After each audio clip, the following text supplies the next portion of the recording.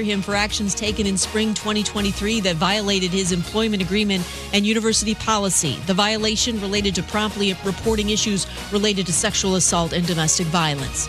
Guard Donovan Mitchell staying in Cleveland a little longer. ESPN's Adrian Wojnarowski reports he and the Cavaliers agreed on a 3-year, $150 million max extension. Has a player option for the 2027-2028 season. Mitchell could have the chance to pursue a 5-year extension worth over $380 million in 2027.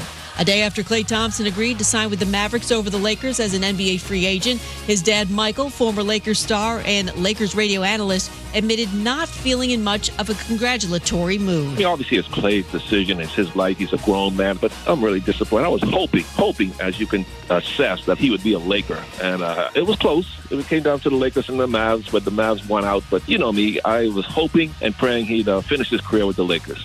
Michael Thompson on Sirius XM NBA Radio. Here's one stat that's super simple to remember. Discover automatically doubles the cash back on your credit card at the end of your first year with Cashback Match. With Discover, you could turn $150 cash back to $300. See terms at discover.com/credit card. Matt Moscona. I'm very important. After further review. Say it one more time. After further review with Matt Moscona. And here we go. Live from the Mercedes-Benz of Baton Rouge Studios. Let's ride.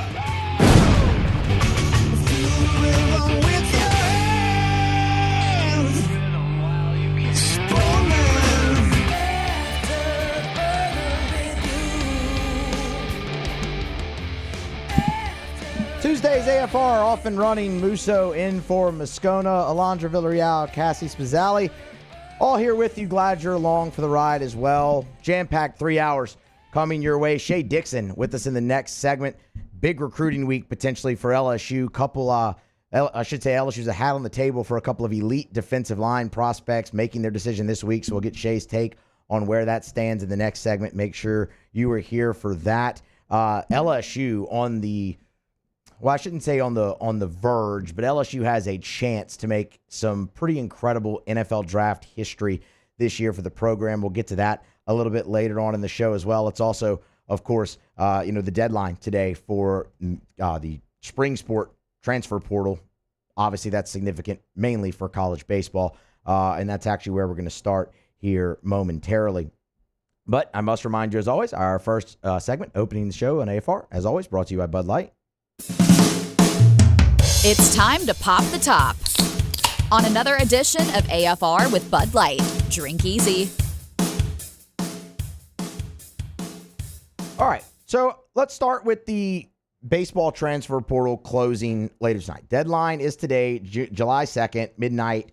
Thatcher Hurd obviously enters the transfer portal for LSU today. The thoughts on that aren't... For Thatcher Hurd, it's a fail-safe. It's him covering his options. Like, that shouldn't come as a surprise to anybody because no one expected Thatcher Hurd to be back. He's probably, everyone assumed he's going to the draft after this season. He probably still will go to the draft. Thatcher Hurd, per MLB Pipeline, is ranked the number 114th prospect in the Major League Baseball draft. That's like in the middle of the third round. It's not saying that's where he's going to go, but that's where he's ranked. Like, that's the possibility of that happening. So regardless, he was gone.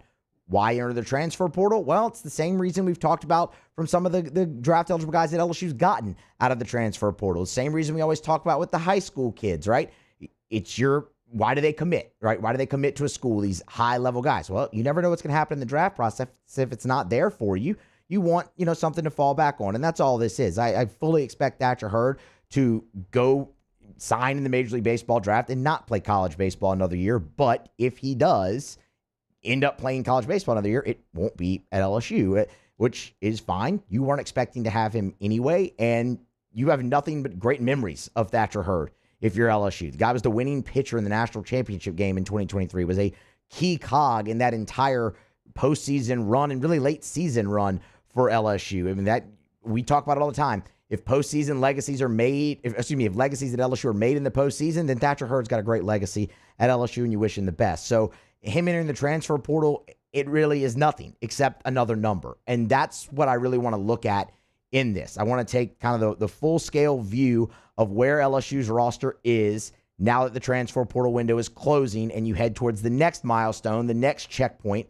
in your college baseball offseason, the Major League Draft. So we'll go through the numbers. These are rough numbers, obviously. I mean, it's just rough math that was done this afternoon. It's not official. It's not any of that. But it'll give you a good idea of where LSU stands. And, of course, there is still time left in this portal window for kids to enter, exit, do things of that nature. It closes tonight. So LSU in 2024 had a 40-man roster, 40 guys. That was your roster limit. That's the same thing for 2025. I believe this is the last year of the 40-man limit, but for 2025, you'll have 40. Of those 40 from 2024, 13, now counting Thatcher Hurd, entered the transfer portal. 7 of them were out of eligibility. And then I took the draft guys and just lumped them all together, regardless of if they were, surefire goner like Luke Holman and Tommy White, or if they have decision to make like Michael Braswell, Griffin Herring. I threw them all together, and that came out to 7. So right there, that's 27 guys between the transfer portal, the guys out of eligibility, and just draft guys. Decision or not, draft guys. 27 that you could lose off of that team. That leaves you with 13. And yes, I know that does not sound good. But stick with me because LSU's actually in a really good spot numbers-wise. So you're sitting at 13. You've brought in 8 from the transfer portal. If you were to add those 8, that gives you 21. Now, caveat, 3 of those guys draft eligible, right? Luke Hayden, Luis Hernandez, Chris Stanfield, all draft eligible. So let's put those 3 with the draft guys. That takes your transfer portal down to 5. So that brings you actually to 18, which still sounds rough. I get it. LSU has a 17-player high school signing class. It stands to reason you're probably going to lose at least 4 out of that, right? Connor Griffin, Cam Caminetti, William Schmidt, Boston Bateman. Those are the guys you've seen projected first, late first, or mid to late first, early second round in the draft. Stand to reason you lose those guys. But if you get the other 13, that puts you up to 31 right there with just 9 spots shy of your limit. And oh, by the way, there's 5 junior college players that are coming in. Yes, they are all draft eligible, but you feel pretty good about getting the majority of them here. Blaze Priester is the one that everyone's talked about a lot. Okay, could he be draft risk? Yes, no, you'll find out. But if you get all 5 of those guys, suddenly you're at 36 and you have 4 spots to fill. And you're still looking at, a guy like Griffin Herring or Michael Braswell who could decide to come back for another year at LSU. And if that's happened, you'd be at 38 with 2 spots to fill. They're in a really good spot numbers-wise, and that's very encouraging. And it kind of just goes back to the larger conversation that we've had about LSU baseball and the transfer portal. Turnover was going to be expected this year, and a lot of it, because you had draft-eligible guys that you took. You had one-year guys come out of the portal like Jump, like Holman. You knew Tommy White was going, and you had a big crop of draft-eligible sophomores that if they took the jump, you knew they'd have their chance too. Guys like Griffin Herring, guys like Jared Jones. So right there, just in the draft, that's a lot of turnover. Then you add in 7 guys who are out of eligibility. And then when you look at how roles shook out, you could see a pretty big portal class forming throughout the year for LSU. The largest amount of turnover so far for Jay Johnson at LSU has been this offseason, and that was expected. And even through that, if it plays out the way we just, laid it out with the rough numbers, you're looking at 31. They're at 31 right now when you're allowed 40.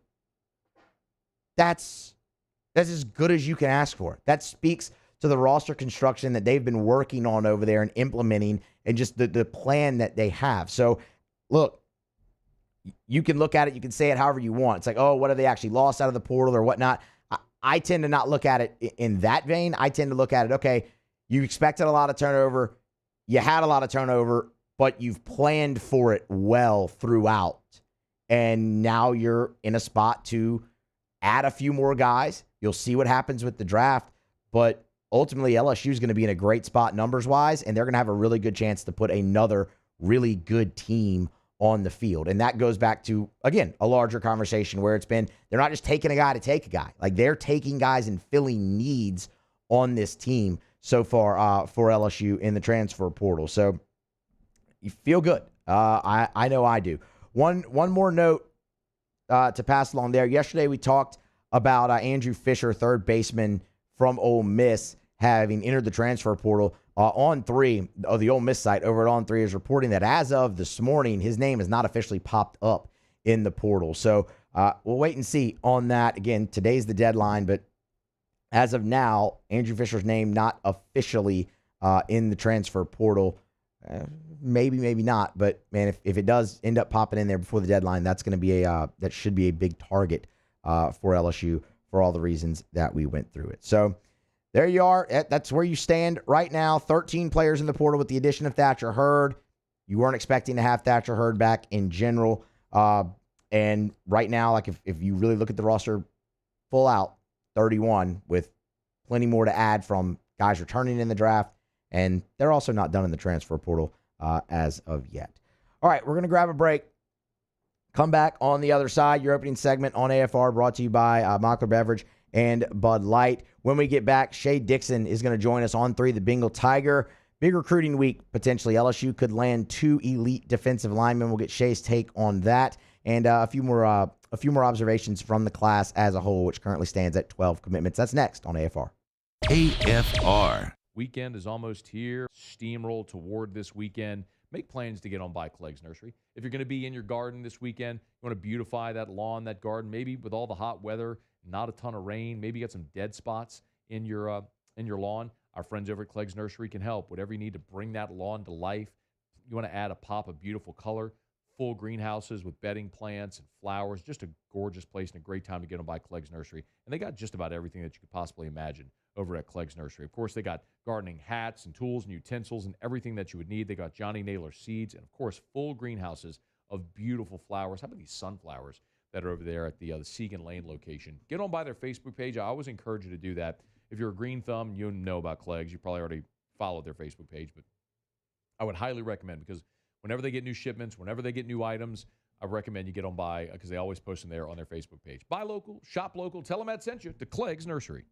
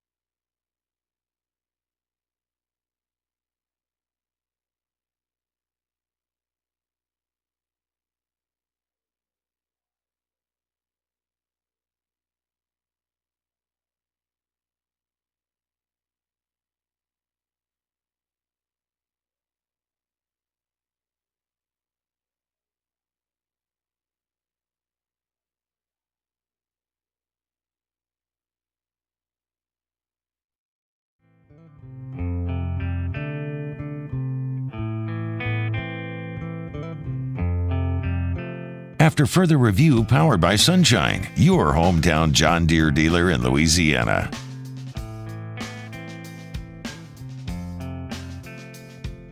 So the summer has typically been when we've seen Brian Kelly and his staff go on recruiting heaters, and this week could be shaping up that very way. Shea Dixon from the Bengal Tiger on 3 joins us here in his weekly spot. Shea, we appreciate the time. How are you? Oh, is that Shea? Oh, I think we just lost Shea. Okay, we'll get Shea back. That was odd. That was like the white noise. So we're going to talk with Shea here, getting back on the horn. LSU, they are on the hats on the table for 2 elite defensive line prospects, both set to announce this week in consecutive days. So definitely want to get Shea's take on that. We have Shea Alondra. Shea, how's it going, man? It's going well. How are you, Moose? I'm doing awesome. We're getting close to a little 4-day weekend here on our part, so we're looking forward to that. Shea, big week for LSU at position of need along the defensive line. 2 guys, both elite prospects. LSU a hat on the table for both. Want to take them kind of in order. A guy we've talked an awful lot about here, it feels like over the past few months, is Zion Williams, 4-star out of Texas. He's set to announce July 4th.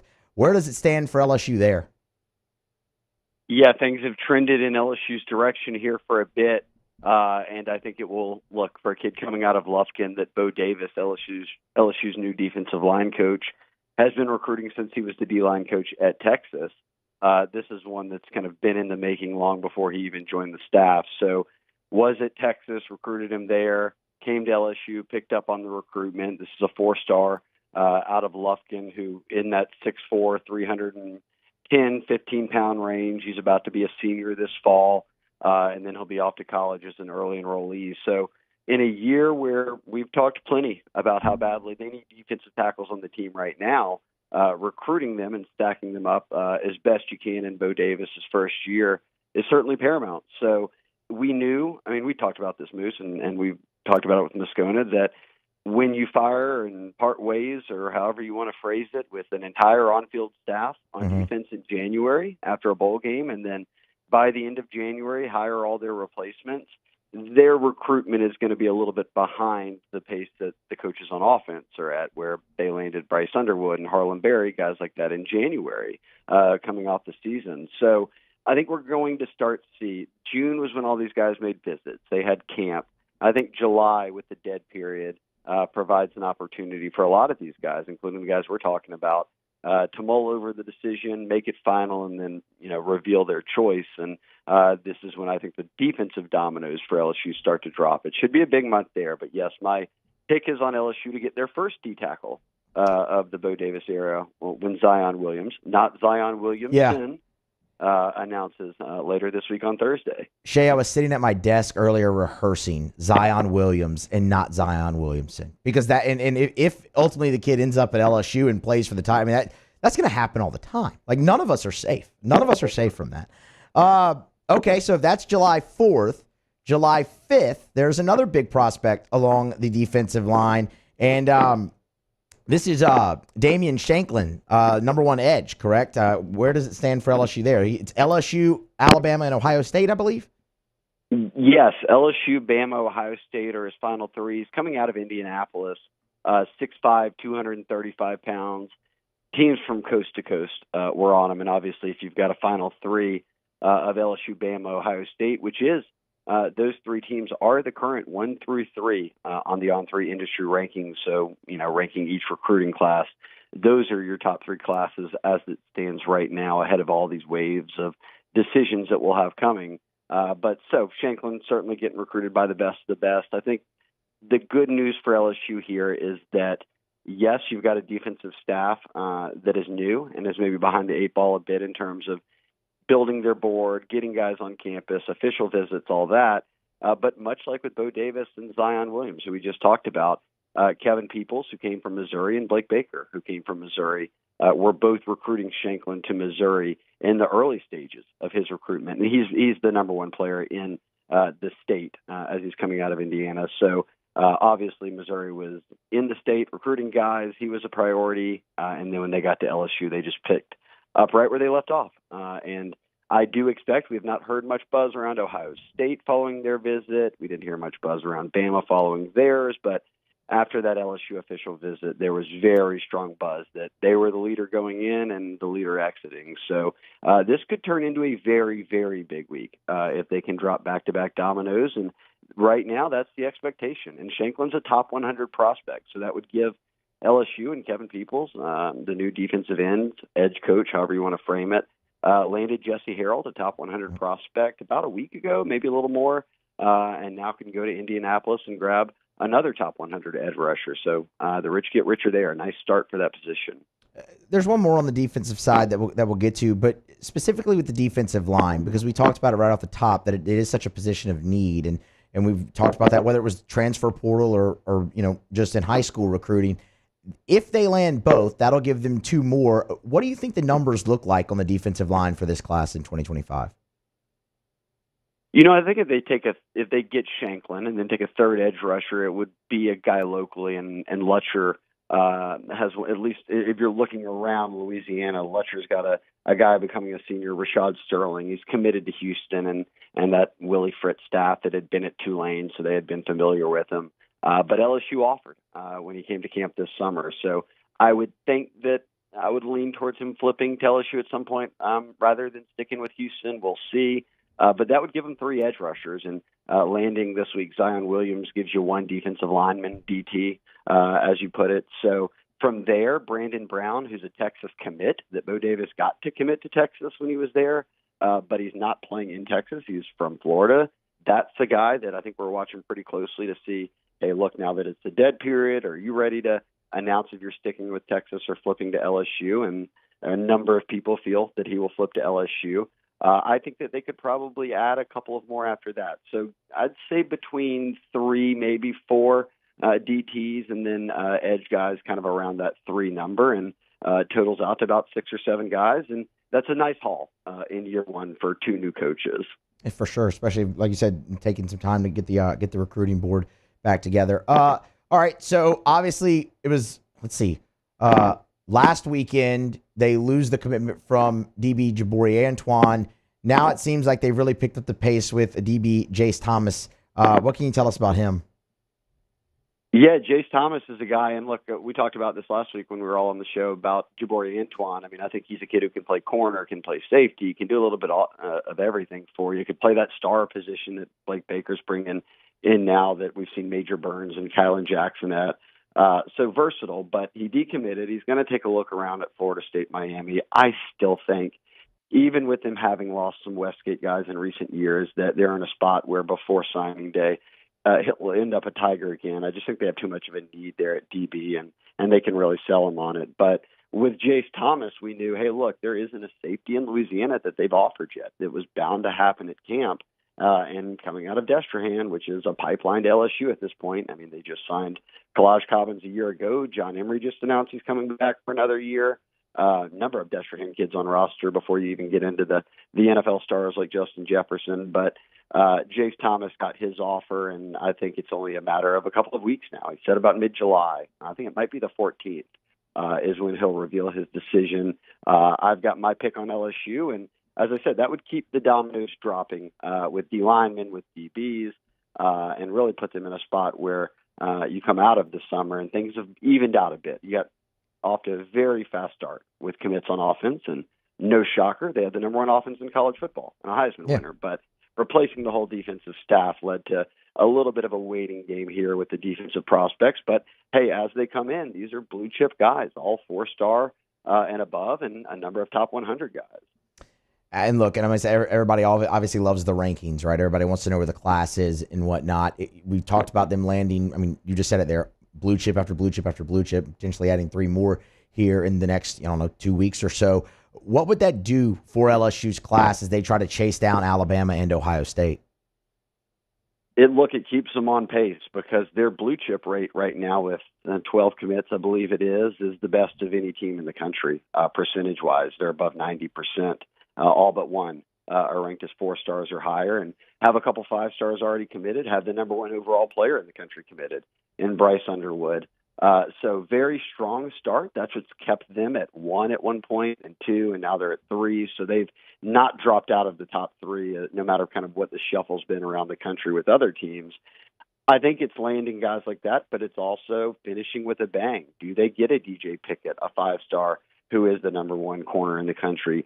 Can they somehow swing Jonah Williams, a 5-star, the number 1 safety in the country, coming out of Galveston, a guy who plays both football and baseball, and they're recruiting him in both sports? And you can go through that list of receivers who are all 5-star or 4-star guys, and some of the same teams are battling for all of them. So we'll see how the chips fall, but I firmly believe, Musso, that this will be a top 5 class, which it was a year ago and it was the year prior. So they're off to I think they found their footing here in the Kelly era of how they want to recruit, what they're going to do, and then what the expectations are at the end. Chatting with Shea Dixon on 3, the Bengal Tiger, on Twitter at Shea Dixon. Shea, I do have one more for you, and it's more of a kind of a perspective question. I mean, you've done this obviously plenty. You've covered a lot of major athletes, committed to LSU, not committed to LSU. But with Bryce Underwood, I mean, obviously, obligatory Bryce Underwood question, right? But with Bryce Underwood, correct me if I'm wrong, he still hasn't taken his official visit to LSU, right? He has not yet. All Okay. of his visits have been unofficial. And there's been a lot of them. Is there a prospect out of state that you can remember visit LSU that much? I mean, obviously, as highly touted as him, but just visit that much without the official in between? You know, he's up there for being the number 1 overall prospect. We've seen it before, yes, with the in-state teams. If Georgia's got a kid, Louisiana has a kid, they'll get him on campus plenty. But to go, we're not even talking about a kid from Tennessee. To go from Michigan to Louisiana that many times on your own is certainly a big deal. And look, not far behind him this spring. I think Bryce has been here 3 or 4 times this spring, not visited anywhere else. Unofficially, DJ Pickett, 5-star and number 1 corner out of Florida, came 4 to 5 times. I think 3. He said 4 to 5 unofficially, and then did his official already. But yes, the official is still in the back pocket for Underwood. And I was looking it up the other day. If he signed today, he would be the 2nd highest rated prospect that LSU has signed after Fournette in the modern era, so the last 20-plus years. So that's kind of the level we're talking in terms of coming out of high school. And look, the rankings aren't done. That he's only a percentage or point or 2 behind Fournette.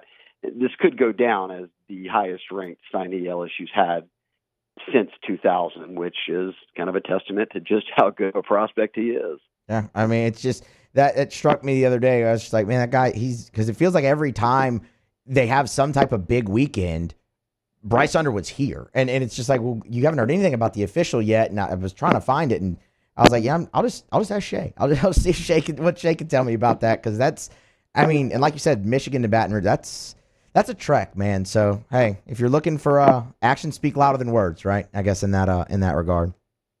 Now, watch what they do, not what they say. That's one of the 10 commandments of recruiting, I believe. So it usually tells the tale. Absolutely. Shea Dixon on 3, the Bengal Tiger, with us every Tuesday here on AFR. Shea, we appreciate it as always, man. Thank you. Absolutely. We'll talk next week. Sure thing. Y'all get over there on 3, the Bengal Tiger. Get subscribed. Follow Shea. Y'all read all the stuff. They do a fantastic job over there. All right, we're going to grab a break. Come back on the other side. We'll go around the SEC. It's Tuesday's AFR, presented by Sunshine. Musso in for Moscona. More next. Except for the Shaw-Bill read that I screwed up. Brought to you by Shaw-Bill's Tire and Auto Service, ShawBillsTire.com. 18 locations in South Louisiana. Find the location nearest you at ShawBillsTire.com. Bumper-to-bumper auto service and name brand tires at wholesale prices. They will always find a way to get you the best possible price for the best possible tires on the road. That's what they do at Shaw-Bills. And when they get you in by selling you the best tires, the cheapest price possible, they're going to treat you like family, and they're going to treat you so good you're going to keep coming back year after year after year every time you need anything for your vehicle. Tires rotated, oil changed, check engine light on, brakes squeaking, whatever's wrong with your vehicle, bring it to Shaw-Bills. Let them give it the once-over. And you can always schedule online, so it's convenient. ShawBillsTire.com. Find the location nearest you at ShawBillsTire.com. Shop tires online at ShawBillsTire.com. Be sure to ask about the Shaw-Bills credit card as well, because you can save $50 off your first purchase when you use the Shaw-Bills credit card only at Shaw-Bills. Okay, now we're going to go to break. Oh, yeah. Now we're going to go to break. We'll come back on the other side. We'll go around the SEC. It's a Tuesday AFR presented by Sunshine. Musso in for Moscona. Stay here. AFR. AFR is brought to you by Rouse's, the official supermarket of the New Orleans Saints. Rouse's.com. Rouse's.com. Rouse's, tell you all the time, this feels like home. Y'all, we're heading toward the 4th of July. If you're planning to have people over for the 4th, make sure you get by Rouse's. Everything you need, right? You want some meat for the grill? They got it at Rouse's. You want some waters and some drinks for the kids? They got it. You need the adult beverages, the cold pops, the great craft beer, or any of the fine spirits.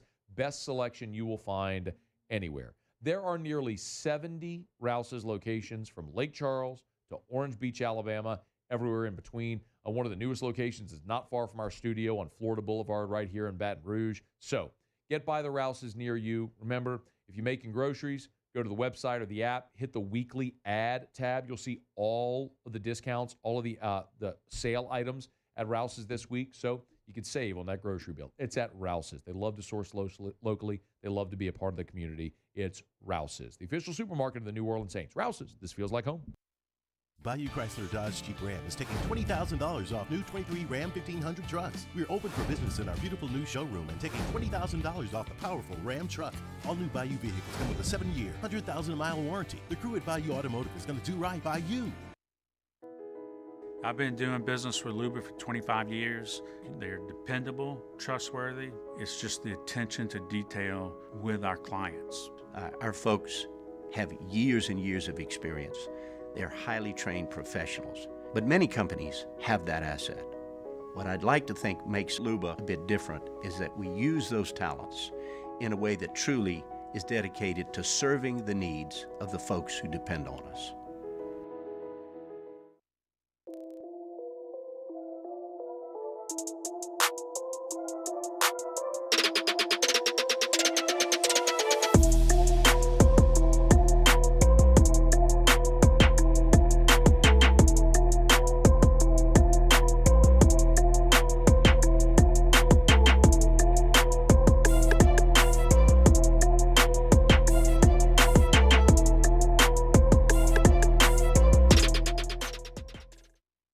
Electricity is all around us, and our families depend on it.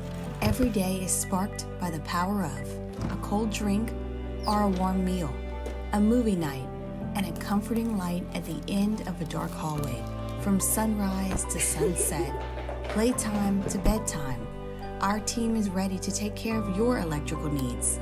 Even in the case of an after-hours emergency, the light in your life shines brighter with Mr. Electric.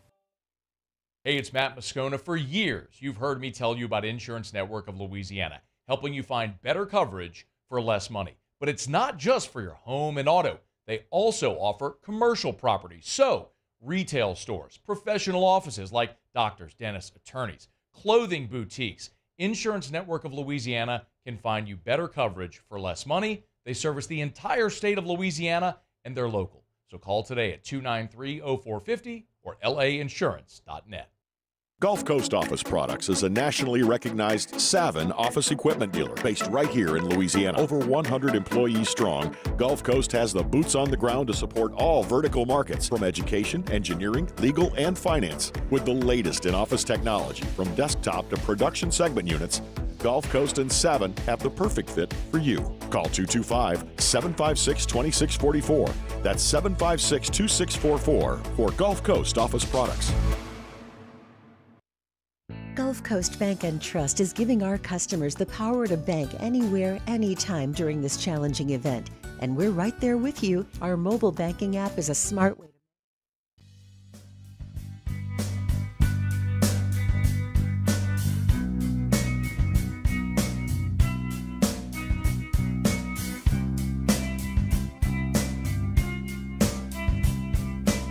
After further review, powered by Sunshine, your hometown John Deere dealer in Louisiana.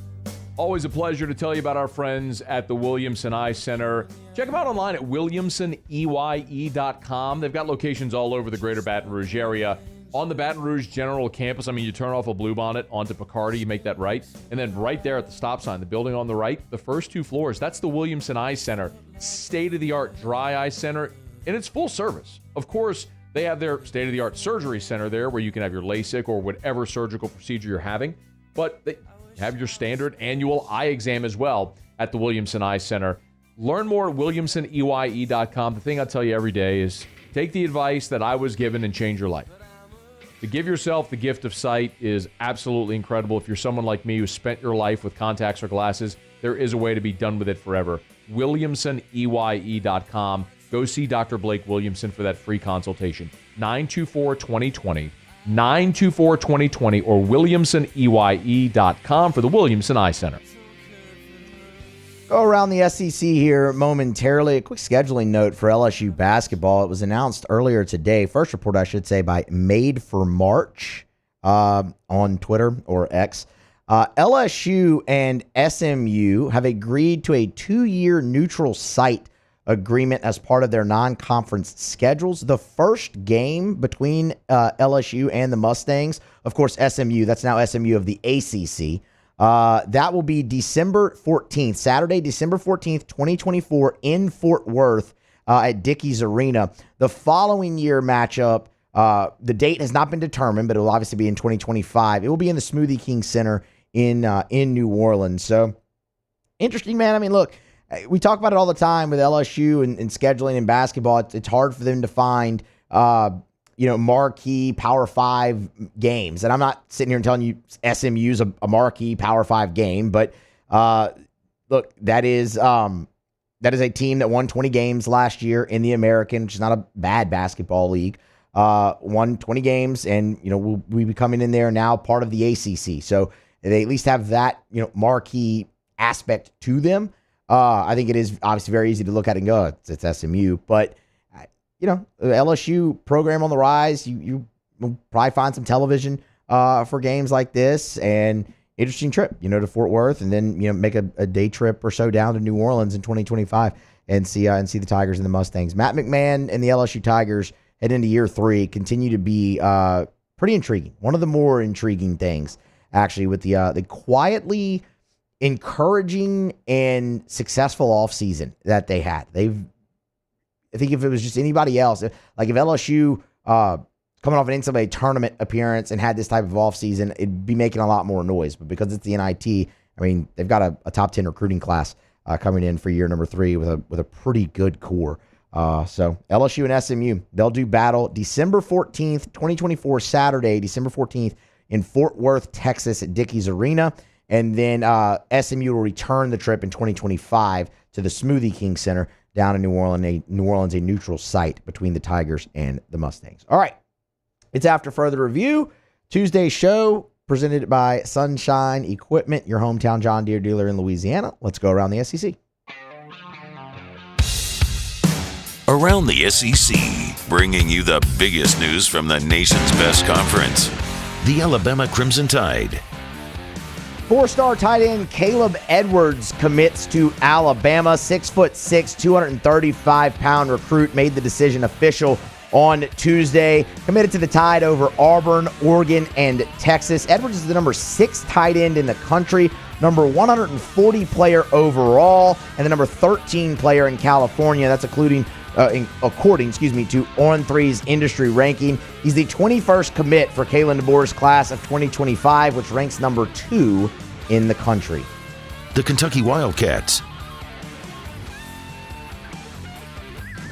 Matt might get mad at me for that, since it wasn't Bama is burning. It was a lot of, encouraging propaganda. The Kentucky Wildcats kept the top prospect in the state of Kentucky home on Tuesday. Defensive lineman Javion Campbell announced his pledge to the Wildcats. 6'5", 260 pounds, committed over the likes of Alabama, Auburn, Miami, Ohio State, and Georgia. Really sought after prospect. On3, Tabs Campbell, the number 14 defensive lineman in America, a top 170 prospect, the number 15 commit for Mark Stoops. This comes after they landed another 4-star defensive lineman yesterday. Heads up, Mark Stoops in Kentucky.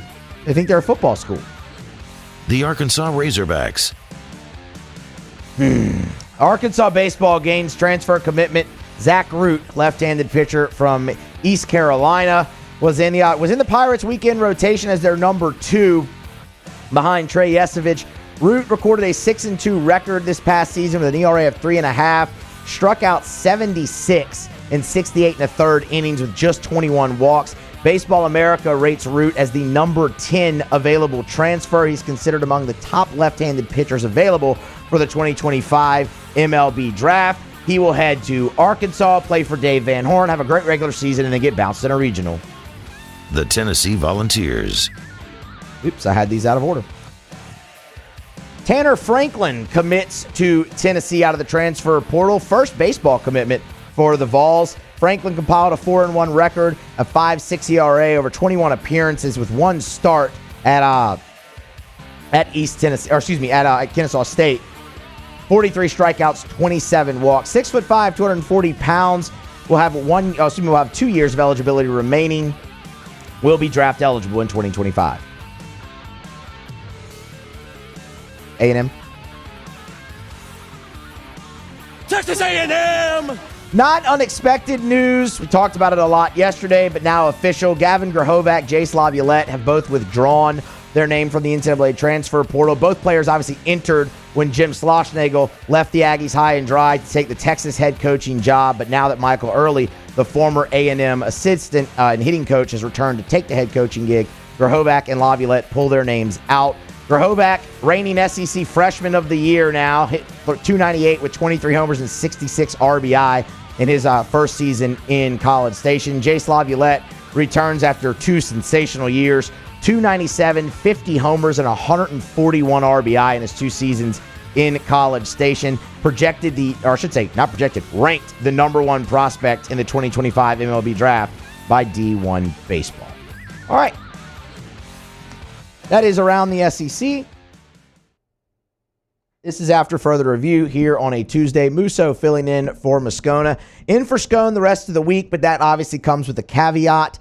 We are off for the 4th of July, Thursday and Friday. So today and tomorrow wrap up our week here at Guarantee. And I'll be in for Moscona until then. Scone is back on Monday to get you caught up on everything that he missed. Enjoying his vacation. We kind of just tagged out a little bit there. I left, he left, I came back, and now I'm hosting the show, and I'll be here all week. All right, we're going to grab a break, come back, close it out. Big 12 Media Days, fast approaching, but some news already coming out of the league. We'll tell you about that next to close out hour 1 of AFR.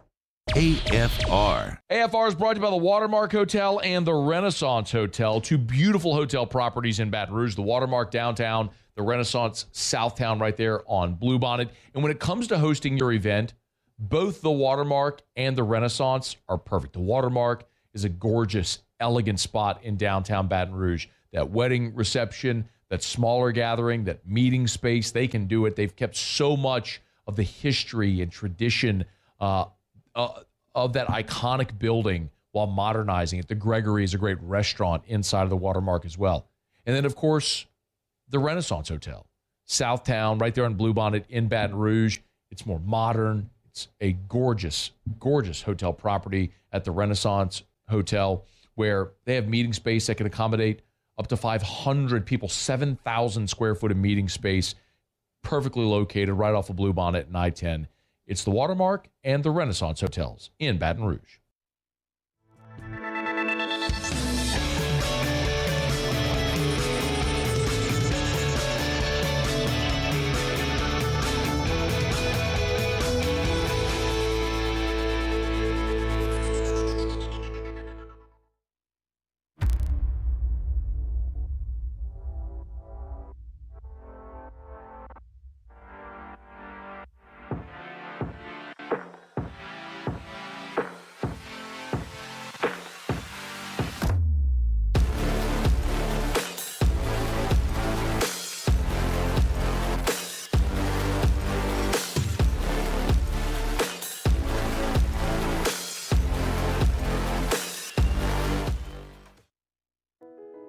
I've been doing business with Luba for 25 years.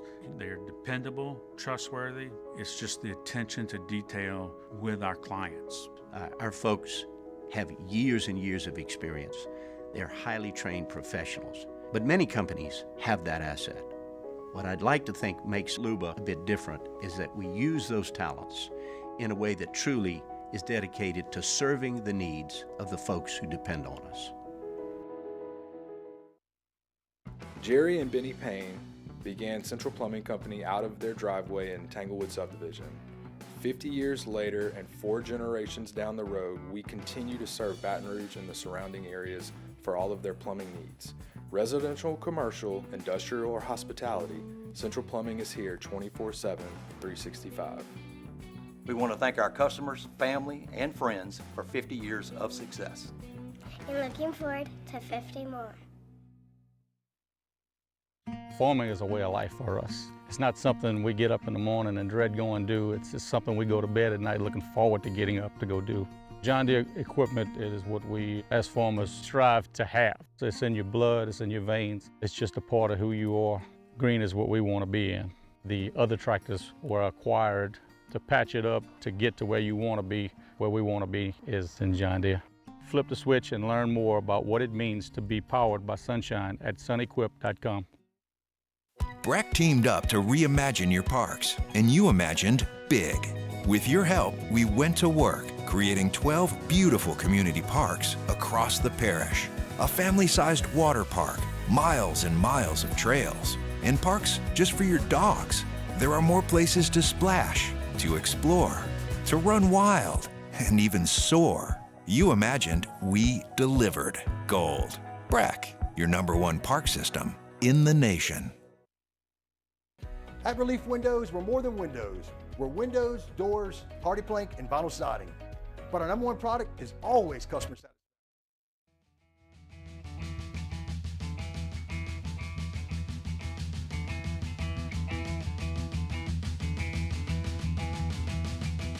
After further review, powered by Sunshine, your hometown John Deere dealer in Louisiana. Quick reminder about Lee Michaels Fine Jewelry, lmfj.com, lmfj.com for Lee Michaels Fine Jewelry. They're the best. If you are, gentlemen, thinking about popping the question and you're thinking about where am I going to go buy that diamond, I want you to consider this. There are places that will sell you man-made lab diamonds, but what are you buying? It's according to its makeup and characteristics, sure, diamond. But is it going to hold its value? Like, is that the way you want to say, I love you, I want to spend the rest of my life with you? Go to Lee Michaels. Go to Lee Michaels. Walk in the door. Experience the thing I talk about all the time, which is the Lee Michaels experience. It's Lee Michaels Fine Jewelry with 10 locations. Baton Rouge, 2 locations in Baton Rouge. New Orleans, Lafayette, Shreveport, Mississippi, Texas as well. 10 locations across 3 states. It's Lee Michaels Fine Jewelry. Thrill her, gentlemen. Thrill her with a gift in the red box from Lee Michaels Fine Jewelry. Big 12 Media Days get underway next week, Tuesday, July the 9th, and the 9th and the 10th. Big 12 actually has Media Days now instead of just Media Day with all their expansion. And while still a ways away from that, about a week away, the media has already voted on their preseason poll. It's a little different, obviously, from the way the SEC does it. That's the last day of SEC Media Days is when the preseason media polls voted on. But the Big 12 obviously does it well in advance, and it was released today. So this is interesting, obviously, for a couple of different reasons. Number one is you've added Utah, Arizona State, and Colorado. It's going to be interesting to see where they factor in, what the media thinks of them in their first season going into the new league. The other part of this that I would always like to do is compare it with Vegas odds and see if there's differences or whatnot, and then look and see, okay, maybe who might be underseeded, not underseeded, but underranked in the poll and maybe overranked. Utah in their first season picked to win the Big 12 by the media. That really should not come as much of a surprise. I mean, losing Texas and Oklahoma, Utah coming in, they really automatically are the most established program outside of Oklahoma State in the Big 12 at that point. So, and Oklahoma State's kind of fallen down a little bit, to be quite honest, in the past few years under Mike Gundy.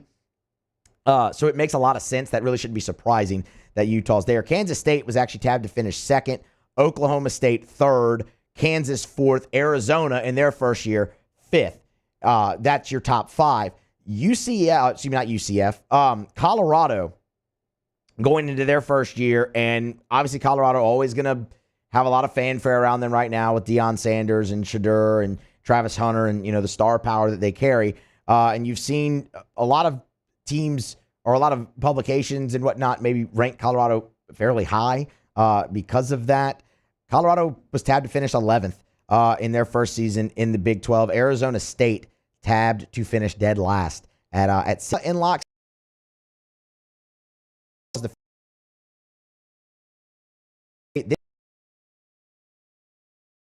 9-1 for those odds, and UCF was picked to finish 8th by the media. That's kind of the first major outlier there, but the rest of it kind of mirrors. I mean, Iowa State, Arizona, they're right there in the middle of the pack as they are here. Iowa State picked to finish 6th. Arizona, I guess, picked to finish in the top 5 there. But the one team that continues to just stand out to me in the Big 12 this year as a complete wild card is the Kansas Jayhawks. And this is a conversation that we've had plenty. A couple weeks ago when we were discussing the amount of money on Colorado to make the Big 12 championship game, they had this, or I'm sorry, to make the college football playoff, they had the second most money bet on them. And so we were kind of looking at the Big 12, and I went into it then with Kansas, and I'll just kind of reiterate it. So Kansas is 9-1 to win the Big 12 over at DraftKings.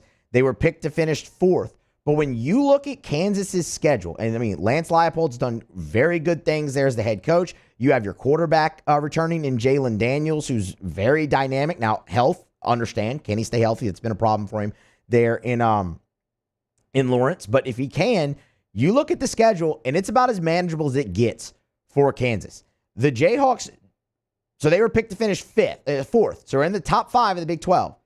They play one other team that was picked to finish in the top 5. They do not play Utah. They do not play Oklahoma State. They do not play Arizona. Yes, they play Kansas State, and they have to go on the road, and that's going to be a tough matchup, obviously, for them. But outside of that, I mean, they get Arizona State, who was picked to finish last. They get Colorado, who was picked 11th. They finished the season at Baylor, who was picked 12th. They play BYU, who was picked 13th. Like, you get my point. The schedule is very, very manageable for Kansas with a returning quarterback and a head coach that has proven to be able to win at a place that rarely anyone has ever been able to win at. And I look at them and I say, man, 9-1? Okay. Like, I get it. That's to win the entire thing. But I mean, I think they can absolutely make it.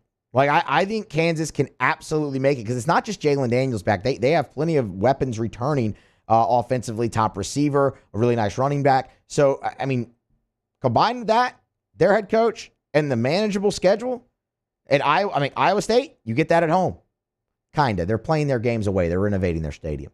But, I mean, you get that at home. It'll be interesting. They go on the road to face West Virginia to open Big 12 play. They win that game, and you have very manageable schedule outside of that until you get to Kansas State on Saturday. Like, you beat West Virginia and on the road, get TCU at home, then go to Arizona State. You could be heading into the Kansas State matchup undefeated in the Big 12 if you're Kansas, and it wouldn't surprise me one bit. Manageable schedule and whatnot. So there you go. First Big 12, preseason poll for the Big 12. And Utah in their first season tabbed to win it by the media, and that is in lockstep with the Vegas odds. So we'll see. We will certainly see Big 12 Media Days underway next week, a week from today, as a matter of fact, over there in Texas.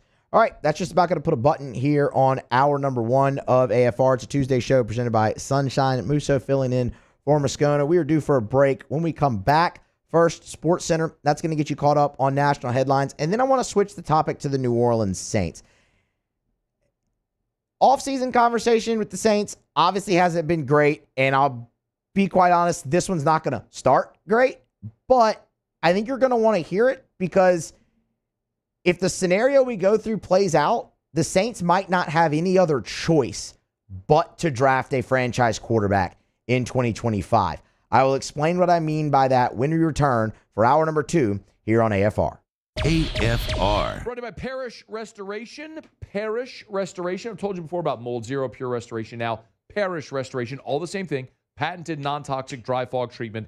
Parish, Jim Woodworth, who I've told you about for years now. Jim Woodworth merged with my guys Richard Tilley and Ryan Terrio, all under the Parrish umbrella. So it's Parrish Restoration, patented non-toxic dry fog. It's been actually pretty remarkable to hear some of these stories of people have put out to bid for remediation contracts, and they get the number from Parrish Restoration, and they'll call and say, is this number right? And they explain why. I say it often. It is a more cost-effective, more efficient way, and also of remediation, and also because it's a dry fog, you're not cutting sheetrock or pulling out carpet or taking things out of your home or your place of business. They spray the fog, they let it dwell, it dissipates, you're back in free and clear and mold-free. It's Parrish Restoration. ParrishBuilt.com. There it is, the extra mile, on the border of expected and extraordinary for those willing to go further, like vans customized for work or play, with safety and tech to keep you connected. Supported by a 5-star sales, service, and finance team. And backed by the 1-star you know. So go the extra mile. It's never crowded because so few have what it takes to go there. Mercedes-Benz Vans. Gulf Coast Bank and Trust is giving our customers the power to bank anywhere, anytime during this challenging event. And we're right there with you. Our mobile banking app is a smart way to manage your money and time. Gulf Coast Bank and Trust, the bank that cares about you. At Relief Windows, we're more than windows. We're windows, doors, hardy plank, and vinyl siding. But our number one product is always customer satisfaction. Visit us online at reliefwindows.com. Oh, by the way, we do shutters too. The Windsor Senior Living Community in Mandeville, Louisiana is a beautiful, vibrant apartment community geared towards seniors. They are nestled right in the heart of Mandeville, where seniors live a more carefree lifestyle in spacious apartments with the peace of mind that comes from having a little extra help. Call the Windsor at 985-624-8040 to schedule a lunch and tour. Come see how the Windsor can be your passport to peace of mind. Electricity is all around us, and our families depend on it. Every day is sparked by the power of a cold drink or a warm meal, a movie night, and a comforting light at the end of a dark hallway. From sunrise to sunset, playtime to bedtime, our team is ready to take care of your electrical needs. Even in the case of an after-hours emergency, the light in your life shines brighter with Mr. Electric.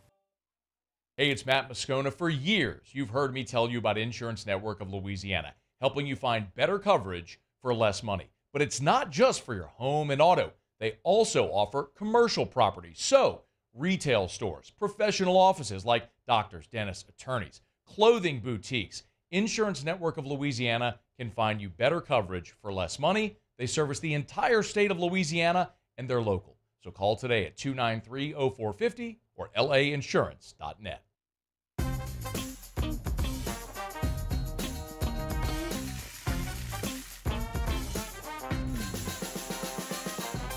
The best kept secret in town is out. Discover Tallulah at the Renaissance Hotel on Bluebonnet.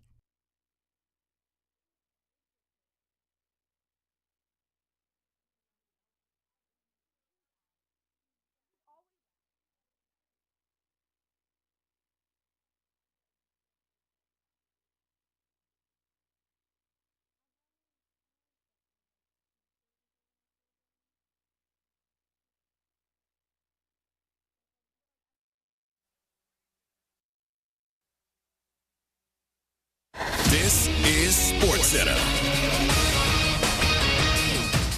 I'm Christine Lisi. Utah State's informed football coach Blake Anderson it intends to fire him for actions taken in spring 2023 that violated his employment agreement and university policy. The violation related to promptly reporting issues related to sexual assault and domestic violence.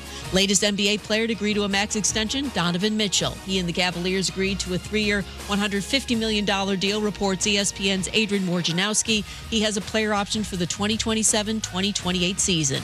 Lakers today introduced first-round pick Dalton Knecht and second-round pick Bronny James. And when it comes to Bronny, the eldest son of LeBron James, new coach J.J. Redick wants to make one thing clear. Rob and I did not give Bronny anything. Bronny has earned this. right? Bronny talks about his hard work. Bronny has earned this through hard work. And for us, prioritizing player development, we view Bronny as like case study one. Kemba Walker, a champion at UConn, the 9th overall pick in the 2011 NBA draft, announced his retirement on social media. Here's one stat that's super simple to remember. Discover automatically doubles the cash back on your credit card at the end of your first year with Cashback Match. With Discover, you could turn $150 cash back to $300. See terms at discover.com/credit card. From Studio Moscona. I'm very important. After further review. Say it one more time. After further review with Matt Moscona. And here we go. Live from the Mercedes-Benz of Baton Rouge Studios. That's right.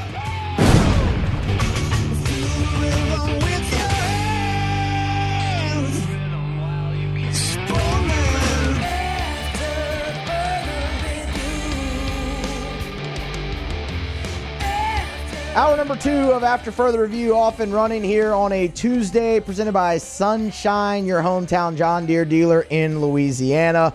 Musso filling in for Moscona, Alondra Villarreal, and Cassie Spazzali along with you. We have an entirely different crew in here. I just realized that. Like, none of us, well, except for, I work on the show, just not in this role. And then you're OTB, you're Hunt, and it's just a completely different crew. Well, that's not Hunt. That's Cassie. Well, yes, right. Thank you for the dad joke. That was actually really good.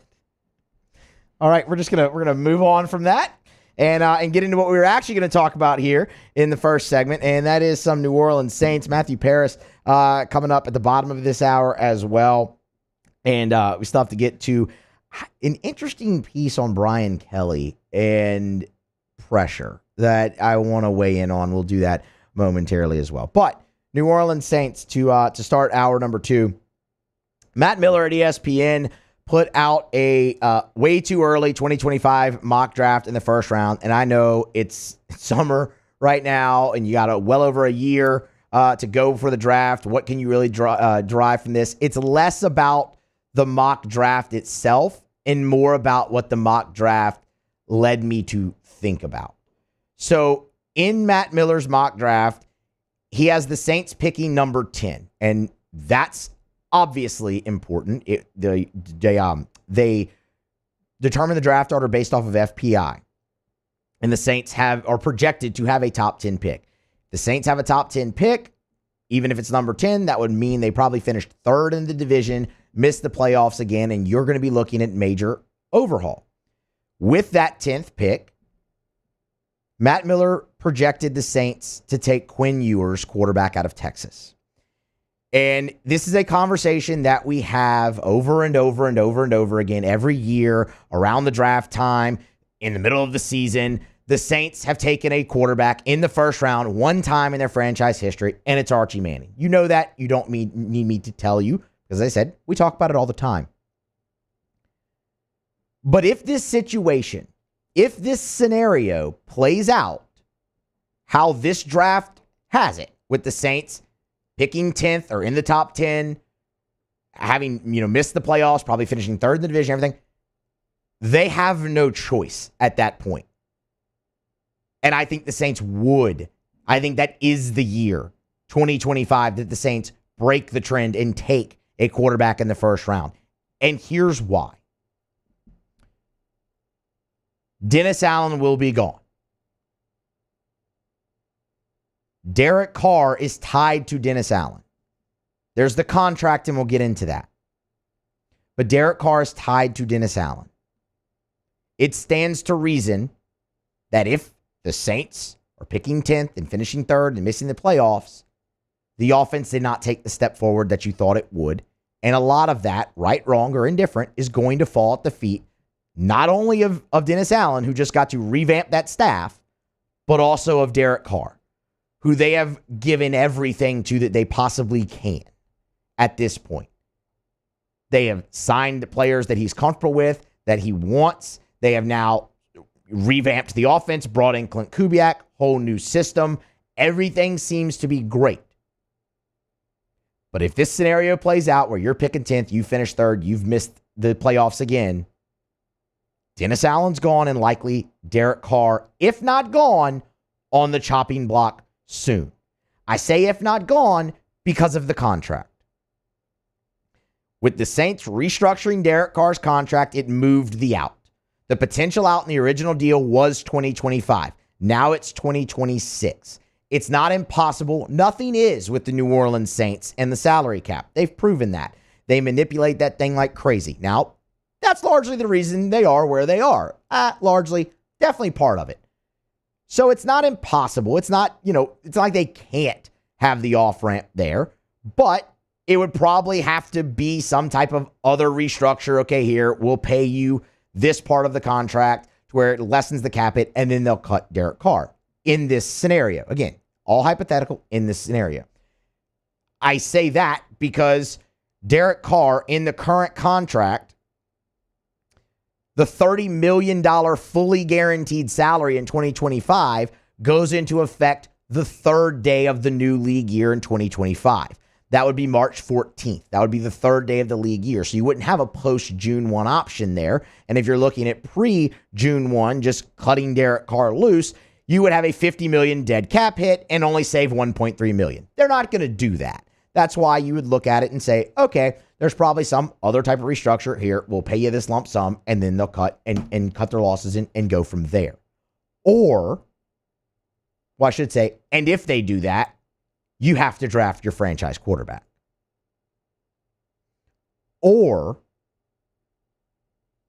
you draft your franchise quarterback, or who you hope is, have them learn for a year, sit for a year, and then you have the off-ramp in 2026 for Derek Carr's contract in general. But in this scenario where the Saints are picking top 10, it is very unlikely that Derek Carr and Dennis Allen remain long-term. One of them is for sure gone, and that would probably be Allen. But what you have in the immediate behind that is Spencer Rattler and Jake Haener. And they're both wildly unproven. It's not to say that Spencer Rattler or Haener doesn't get an opportunity here in 2024 and they show you what you can do and you feel good going forward with that. Of course, that could potentially definitely happen. But what is probably most likely is you go through the season with Derek Carr, the chips fall where they may, and if they fall like this scenario, you need to look for a franchise quarterback.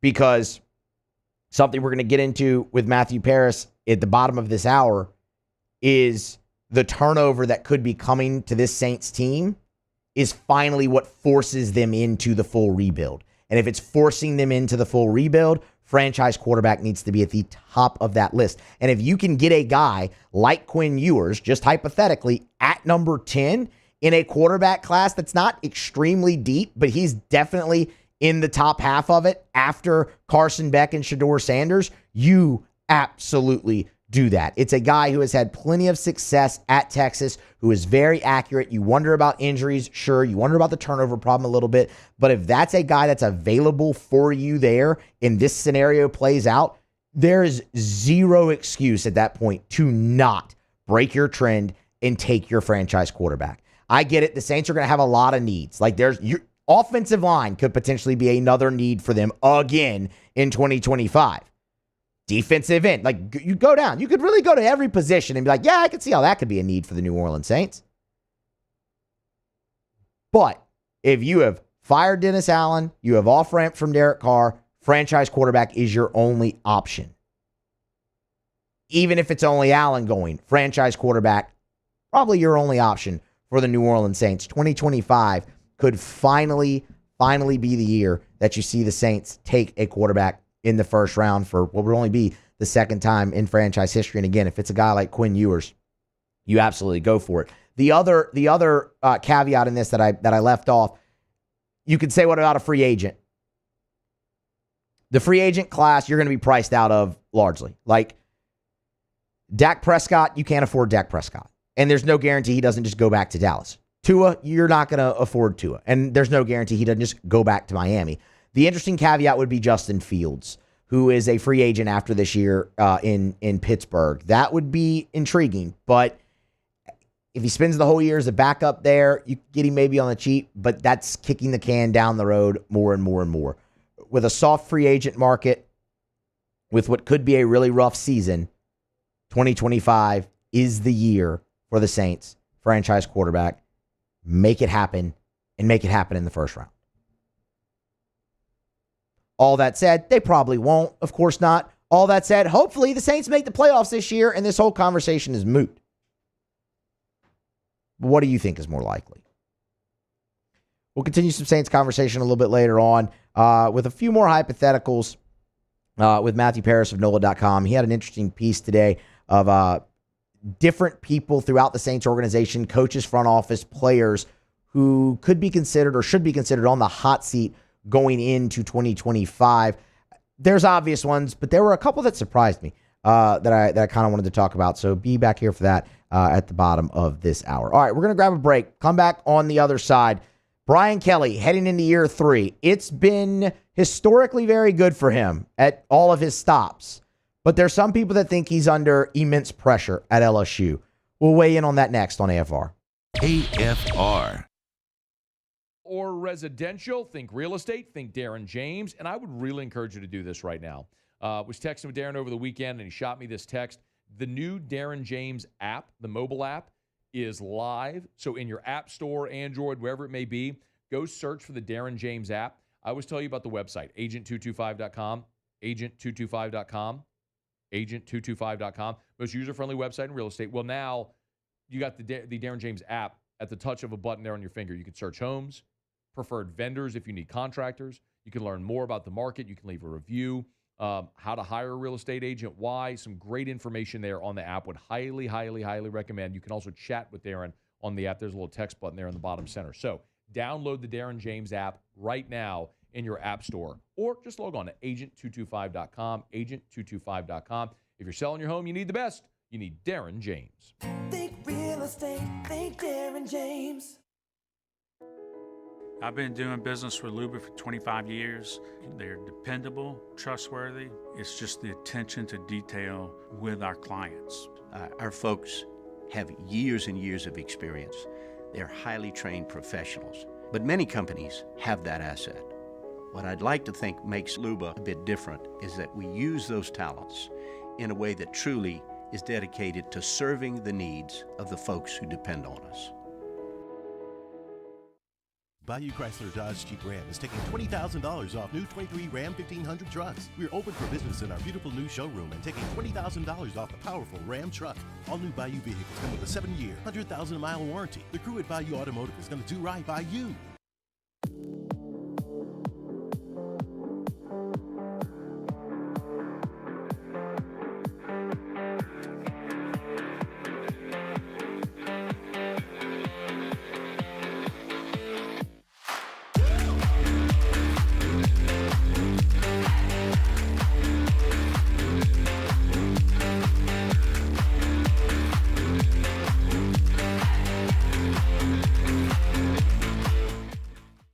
Gulf Coast Office Products is a nationally recognized Savin office equipment dealer based right here in Louisiana. Over 100 employees strong, Gulf Coast has the boots on the ground to support all vertical markets, from education, engineering, legal, and finance. With the latest in office technology, from desktop to production segment units, Gulf Coast and Savin have the perfect fit for you. Call 225-756-2644. That's 756-2644 for Gulf Coast Office Products. Jerry and Benny Payne began Central Plumbing Company out of their driveway in Tanglewood Subdivision. 50 years later and 4 generations down the road, we continue to serve Baton Rouge and the surrounding areas for all of their plumbing needs. Residential, commercial, industrial, or hospitality, Central Plumbing is here 24/7, 365. We want to thank our customers, family, and friends for 50 years of success. And looking forward to 50 more. Farming is a way of life for us. It's not something we get up in the morning and dread going do. It's just something we go to bed at night looking forward to getting up to go do. John Deere equipment is what we as farmers strive to have. So it's in your blood, it's in your veins. It's just a part of who you are. Green is what we want to be in. The other tractors were acquired to patch it up to get to where you want to be. Where we want to be is in John Deere. Flip the switch and learn more about what it means to be powered by sunshine at sunequip.com.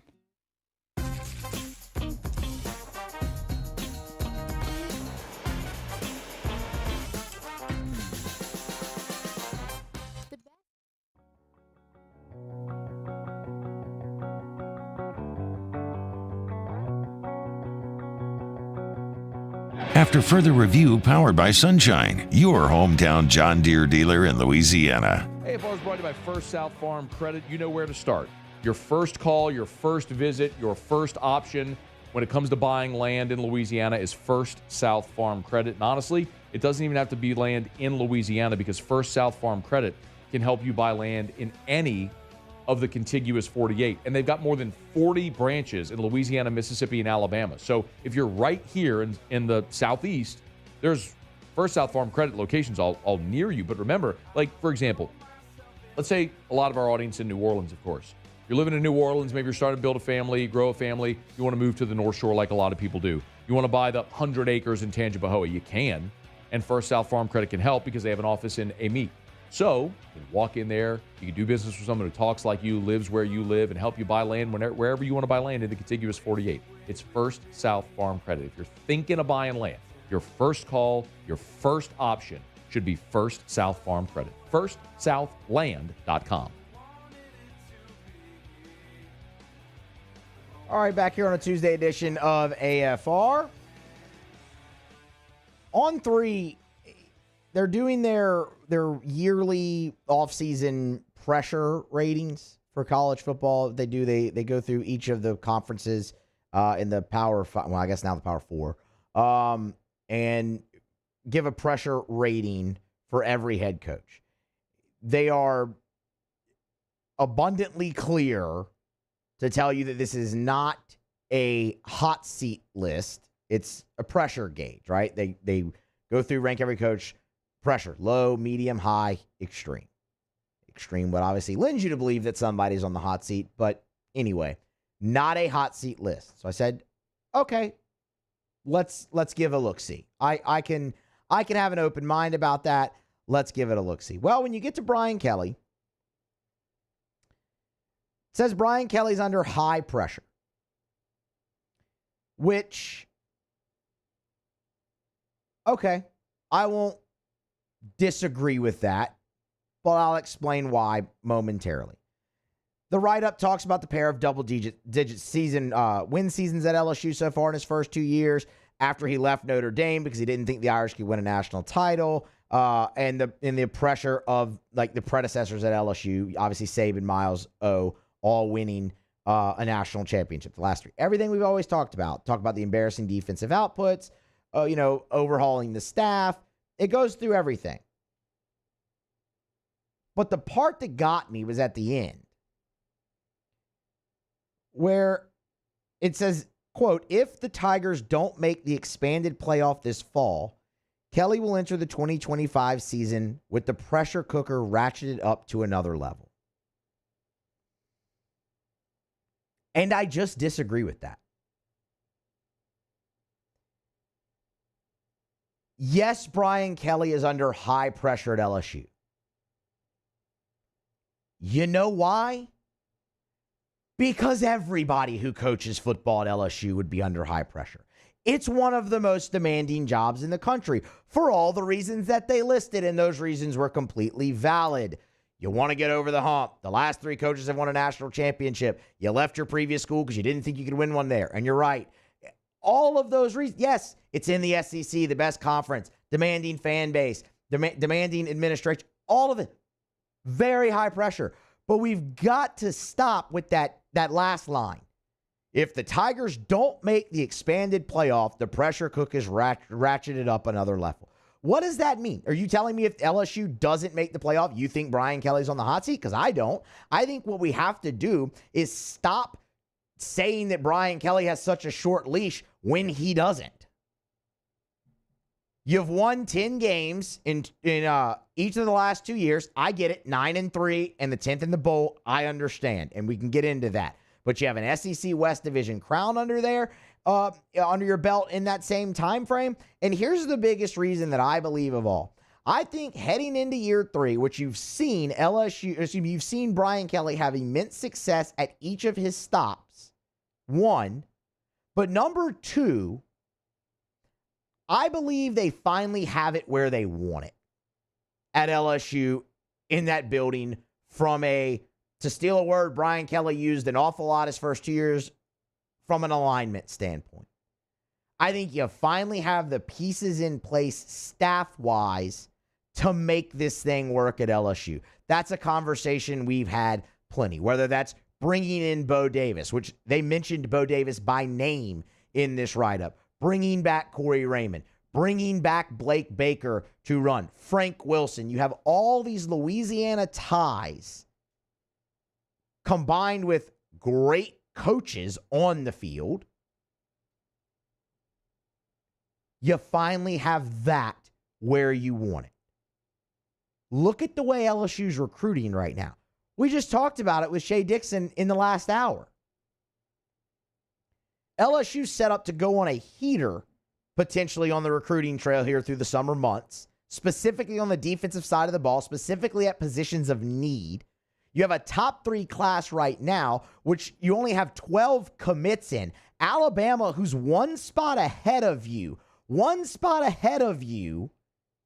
in the recruiting rankings, has 21 commits. You have 12, and you're nipping on their heels. I'm not going to sit here and disparage Alabama's recruiting class. I'll leave that to Scone. But what I'm saying is it just shows you that look at the pace you're on. And that's all, a lot due to the success you've had on the field with a guy like Joe Sloan, who's now, by the way, your offensive coordinator, play caller, and quarterback coach. Cortez Hankton, great developer of talent at the receiver position, great recruiter, another guy with, Louisiana ties, who also co-offensive coordinator. That plays into it. And then all the defensive guys that we just mentioned. Yes, you have to win games. I get it. But if you look at LSU's win total, they're right on par with where they were last year, 9. Okay, if LSU goes 9-3 this year, which is plausible. If LSU goes 9-3, they're going to be right on the doorstep of the college football playoff. You probably won't make it. You could, depending on how things shake out around the country, but you probably won't. You'd probably be right on the outside looking in.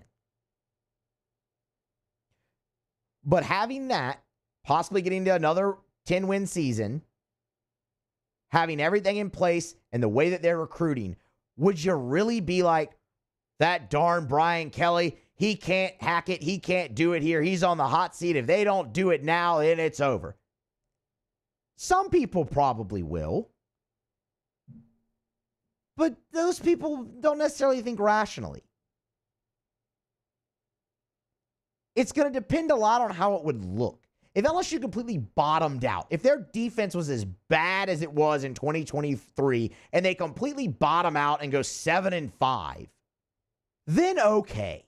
Yeah, ratchet that pressure cooker up. But if LSU hits their win total, is right there on the doorstep of the playoff, and just misses it with everything else they have going, give me a break. You gotta stop creating a short leash for Brian Kelly when I just don't think that it exists currently. And that's not even to mention the contract that LSU gave him, which was 10 years, $100 million, and they'd owe him 90% of it if they fired him without cause. You're not going to do that for someone who at that point in this scenario would have won 30 games, won the West all in 3 years, and been on the doorstep of the college football playoff. Expectation matters 100%, and they should be high at LSU, and they are, and they always will be. But perspective has to matter too. And the fact is, last year in 2023 felt so bad because of perspective and expectation. LSU was the 5th-ranked team preseason, was being picked to make the college football playoff, was being picked, to win the SEC by some, and you fell flat on your face week 1 against Florida State for the 2nd year in a row, and that immediately puts a bad taste in everybody's mouth, and then the defense is what it is. You had expectation, you had, legitimate, and there were the perspective on the team going in was this should be a playoff team. That's not the case this year. That matters too. You've overhauled your defensive staff. You've had a change at quarterback and lost the Heisman Trophy winner. You lost 3 first-round picks on offense. Yes, you feel like you're going to be very good going forward, 100%. You probably will be. But LSU's not going to be the 5th-ranked team preseason heading into 2024. They're probably going to be, 11, 12, 13, 14 in that range. Right where they should be. The other side of this is true. If LSU goes into the season with that, and they overachieve, and they win 10 games, they make the college football playoff, then the expectation ratchets up for 2025, and understandably so. But what's going to contribute to that, not just winning 10 games, not just making the college football playoff, is everything we talked about to start this whole conversation. It's going to be where the program is. Them feeling like they finally have what they want in place. That's what's really going to drive the expectation, how they're recruiting so well. If it's going to do that, it's not going to drag it down. Got to stop creating a short leash for Brian Kelly that, again, I just don't think exists. We'll see. We'll get our answer shortly. Tigers report for fall camp next month, and we'll be off and running. Hell, before that, SEC Media Days, more than a week from less than a week from today, we'll be there. So, conversation, not just getting started, and it's far from over. All right, let's grab a break. We'll come back on the other side. Matthew Parrish, NOLA.com, is going to join the show next on AFR.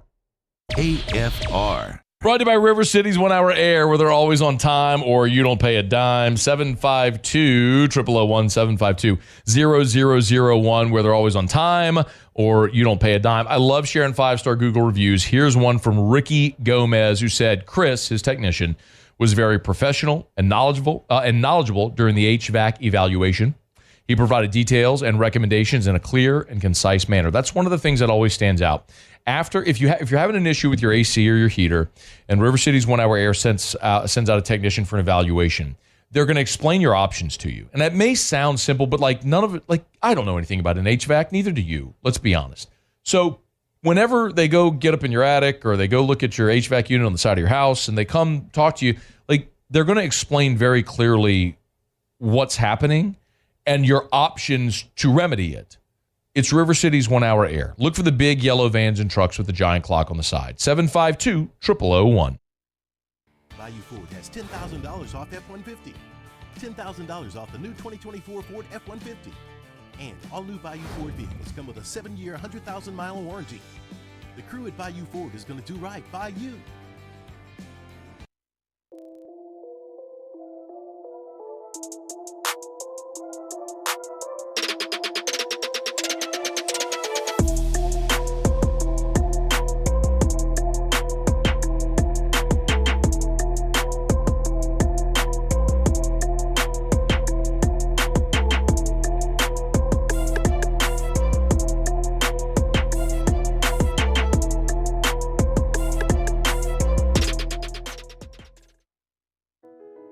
I've been doing business with Luba for 25 years.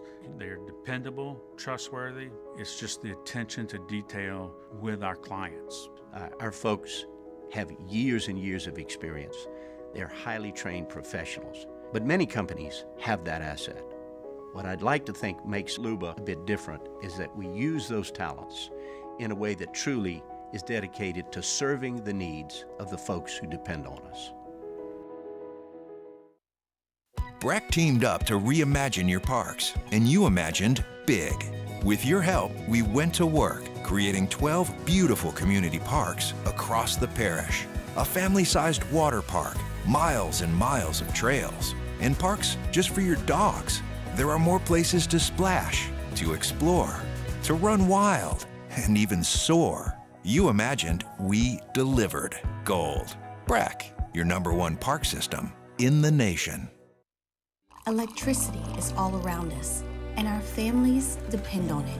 Every day is sparked by the power of a cold drink or a warm meal, a movie night, and a comforting light at the end of a dark hallway.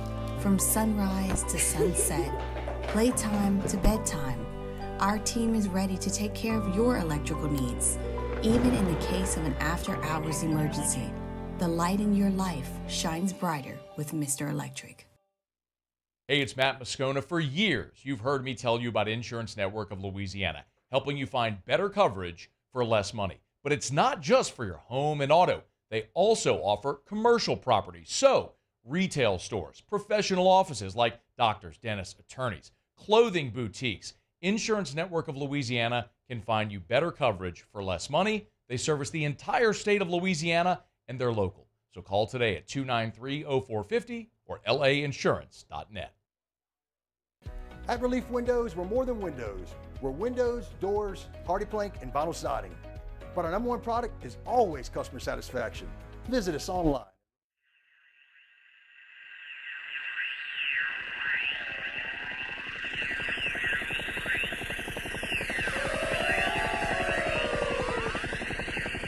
After further review, powered by Sunshine, your hometown John Deere dealer in Louisiana.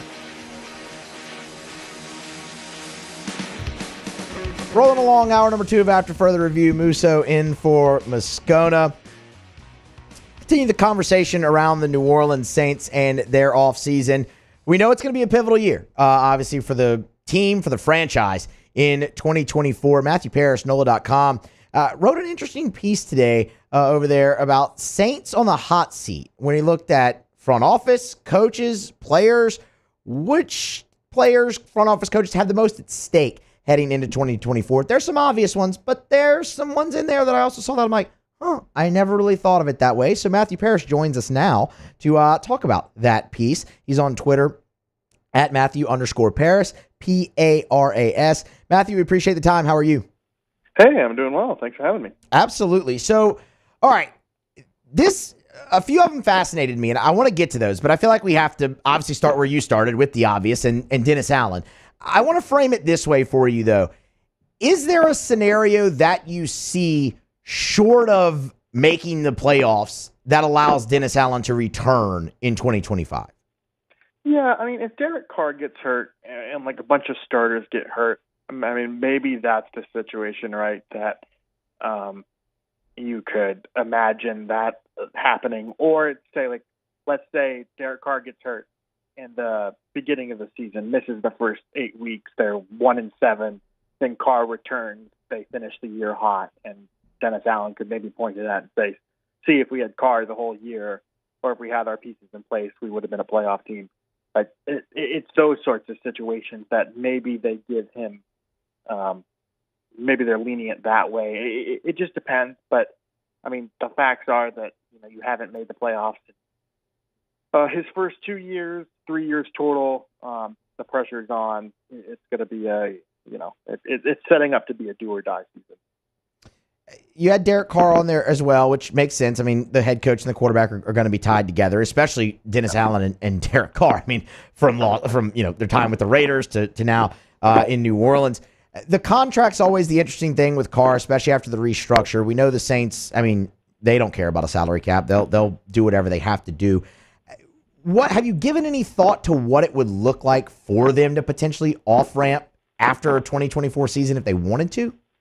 Yeah, so the thing I'm still trying to figure out is there are a bunch of other contracts in place that would affect just how much of a hole they would be in or what their salary cap would look like, depending on what happens with Ryan Ramczyk if he has to retire or, just other sorts of things, what happens to Kamara's dead money.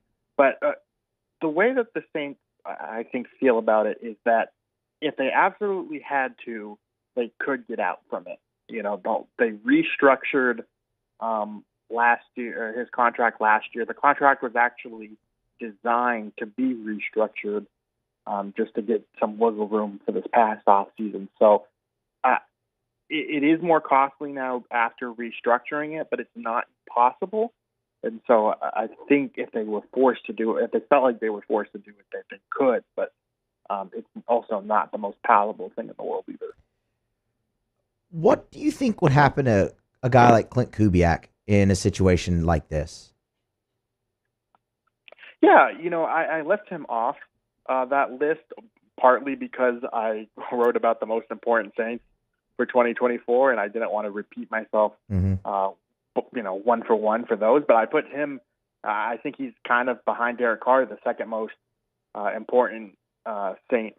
Just because Dennis Allen is basically trusting his job for Clint Kubiak to turn this offense around. And as for what happens to him, it's an interesting parallel. I used to cover the Washington Commanders, and my last season there, Ron Rivera hired Eric Bieniemy, kind of the same thing. All right, let's see if this guy can really save our situation. And it didn't go the way that Rivera or the Commanders wanted, and that staff, was cleared out of the building, and now Bieniemy's at UCLA. So it didn't have the desired impact, and maybe something like that could happen to Clint Kubiak. But at the same time, if let's say they show enough offensive prowess and they still feel like they need to make a head coaching change at the end of the season, maybe the next coach would keep him on. That has happened in the NFL before, but all that is to say it's pretty speculative and obviously too early to tell. But those are just to answer your question, maybe a few scenarios that could or couldn't happen. So that's part of the interesting thing too with Allen, because I mean the way we started it when we were talking about, okay, what if there's injuries or whatnot? What if it's kind of like last year, but they just lose out? If they do show offensive improvement, but it's just not enough to get over the hump, they go 9-8 again and they miss out. I mean, is that it? Do you think that would be enough, or would they actually be like, you know what? No, it's time for a change, even though you could see it trending in the right direction? I mean, I guess there's a lot that could cloud up the decision. Yeah, and it's hard too, right? Because the Saints are generally, I think, a pretty patient franchise. They're aggressive with the way that they handle the salary cap, but they're, they weren't going to fire Dennis Allen after last season, for instance. That they were going to give him time to grow and develop. Now, I will say that I think the fan base probably does have it does factor into it if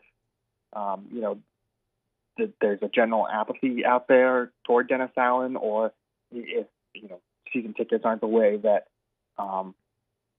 if the season ticket holders kind of don't renew and there's pressure on the business side, maybe that factors into the equation. I don't think they would say that, but you never know with how teams operate. So I do think there are a lot of factors at play, but if you're the Saints and you have a similar situation as last season, you kind of just have to generally ask yourself, like, is this worth repeating over and over? And I think that is, if you're a Saints fan, the frustrating thing about the Dennis Allen era so far is that there's been a lot of the same problems. They haven't really had a lot of solutions until it's been too late in the season.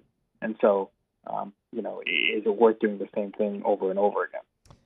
You also mentioned the 2017 draft class, and I know you and your colleague Jeff Duncan have written about this, at least what's left of the 2017 draft class, famed draft class for the New Orleans Saints. Alvin Kamara, Marshawn Lattimore, Ryan Ramczyk, they're all on the list. Of the 2017 draft class, which of those guys do you think is most likely to return with the New Orleans Saints, potentially for 2025?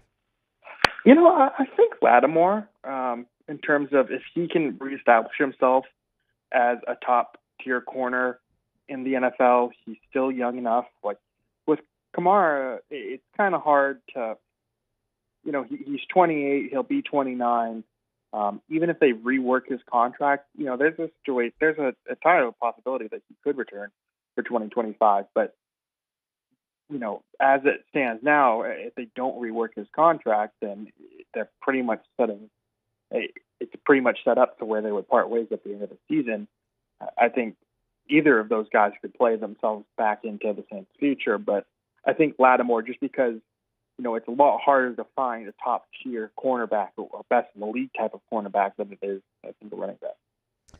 So the one that surprised me, and we're talking to Matthew Parrish, NOLA.com, on Twitter at Matthew_Parrish. The one that surprised me was Pete Werner. I wasn't really expecting to see Pete Werner on this list. He's had a pretty solid career so far in New Orleans. I guess kind of figured he's been a starting linebacker for you, that they'd kind of keep rolling it. What led you to put Pete Werner on the list? Yeah, it was another one where I've written a lot about Trevor Penning, so I tried to not just do the same answers over and over. But I do think Pete Werner actually has like a legitimate case to be on this list, and I'll make it. The Saints challenged him basically this offseason, said, all right, we weren't really happy with your third season. Your numbers on seemed fine on paper, but they were a little bit worse. He didn't make the jump that people quite expected. They brought in Willie Gay, who, could be looked at as a one-for-one replacement for Zach Bond, but it's, Willie Gay has been a lot more productive and has Super Bowl experience and was a starter with Kansas City. I think Willie Gay goes and helps them kind of fill their weakness in terms of, or maybe he can better stop mobile quarterbacks. Maybe he can be a faster option than Pete Werner. And then they also brought in Cody Hudson. So they're really kind of challenging him to take this step forward, to earn his starting spot. And, he's also a free agent after this season. So it's a really big season for him because, he also, Zach Bond got paid this offseason, Caden Ellis the last offseason. Like, the Saints have had kind of their linebackers play well enough to get these paydays, and, how is this next season going to unfold for him? I just kind of think it's a really interesting situation that Bears monitoring. You've mentioned a couple, Penning, Kubiak in a sense. Is there anybody else that you left off that you thought could have been on this list? Oh, I mentioned Trevor Penning, but I mean that's yeah. a big one. Is if you can't prove yourself you can play by the third year in the NFL. I mean, what's your future like in this league? It's a big year for him, and it's a big year. It's not only a big year for him personally, but the Saints are pretty much putting their eggs in Trevor Penning's basket. I mean, they have backup options at right tackle if he doesn't work out, but they're really showing him.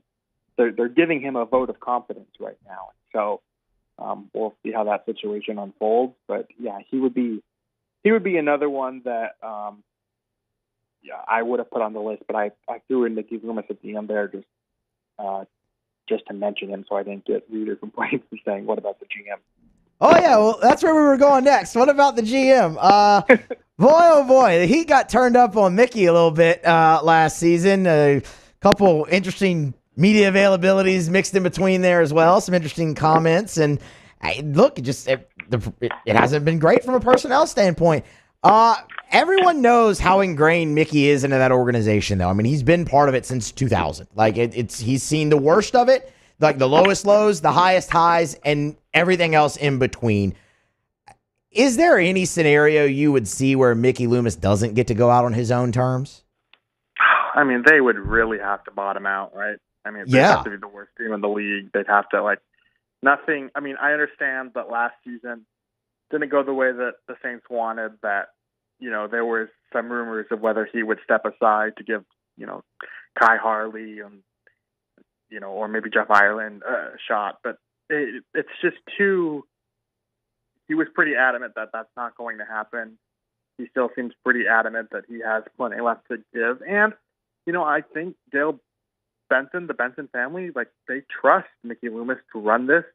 And, Mickey Loomis was named in Tom Benson's will as a potential co-executor in case Dennis Lauscher couldn't perform the duties. So I don't think they're picturing, Mickey Loomis going anywhere anytime soon. So things would just have to get so bad.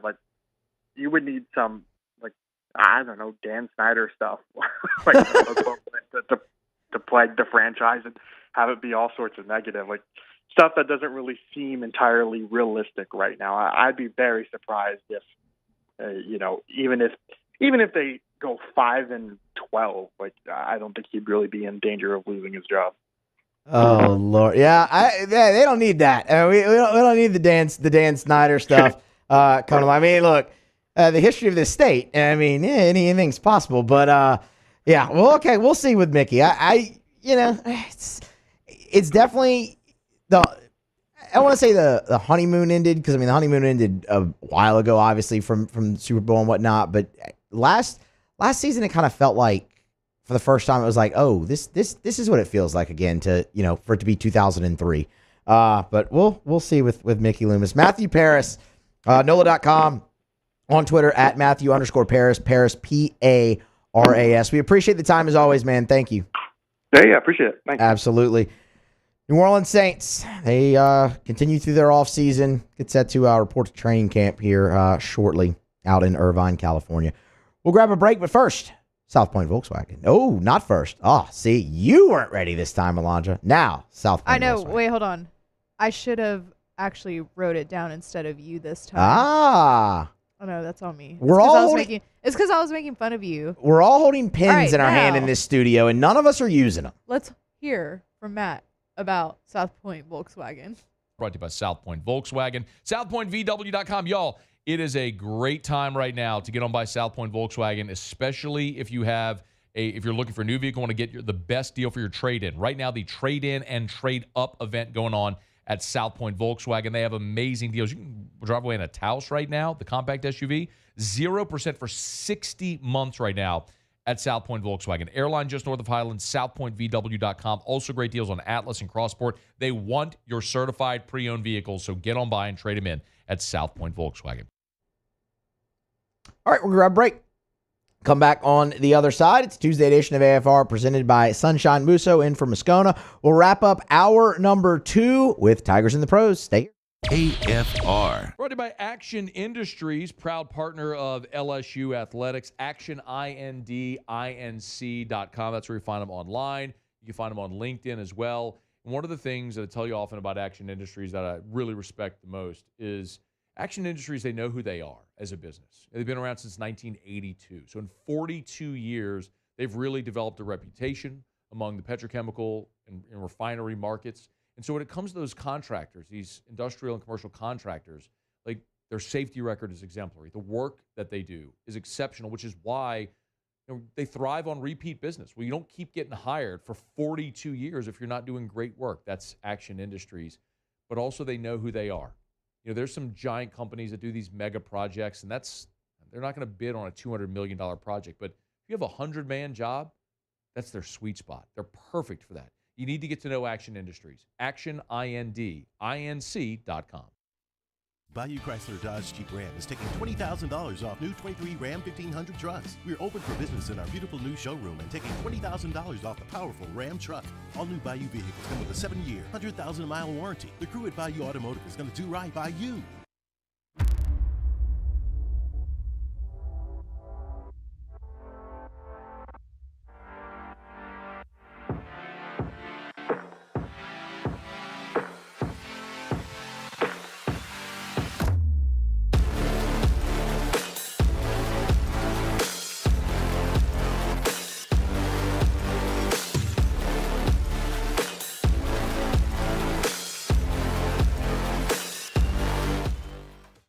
Gulf Coast Office Products is a nationally recognized Savin office equipment dealer based right here in Louisiana. Over 100 employees strong, Gulf Coast has the boots on the ground to support all vertical markets from education, engineering, legal, and finance. With the latest in office technology from desktop to production segment units, Gulf Coast and Savin have the perfect fit for you. Call 225-756-2644. That's 756-2644 for Gulf Coast Office Products. Jerry and Benny Payne began Central Plumbing Company out of their driveway in Tanglewood subdivision.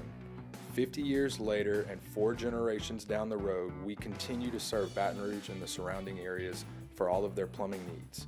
Residential, commercial, industrial, or hospitality, Central Plumbing is here 24/7, 365. We want to thank our customers, family, and friends for 50 years of success. And looking forward to 50 more.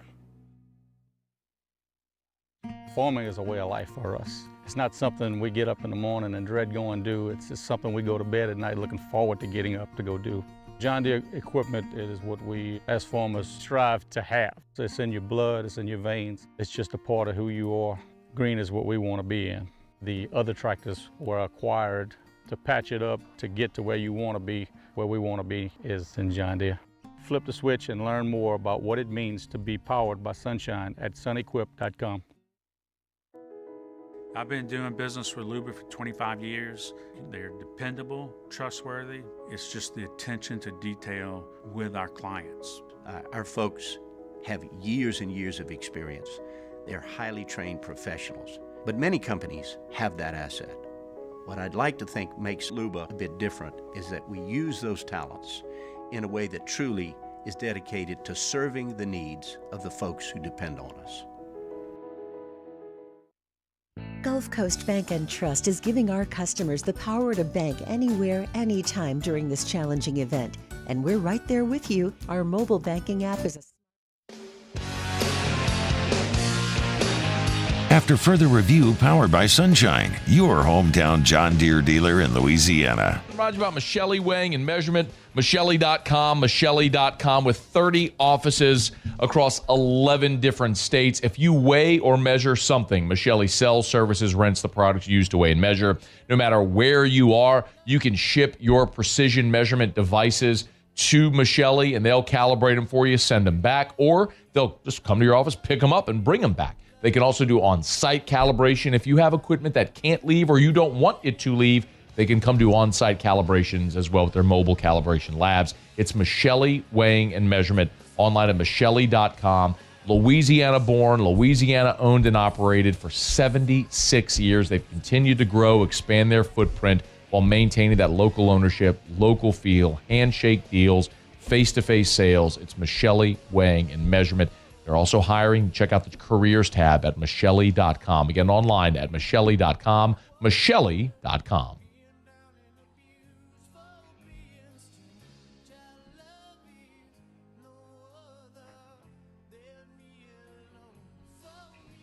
All right, back here, hour number 2 of AFR. Musso in for Moscona. Tuesday show presented by Sunshine Equipment, your hometown John Deere dealer in Louisiana. Let's wrap up hour number 2. Tigers in the pros.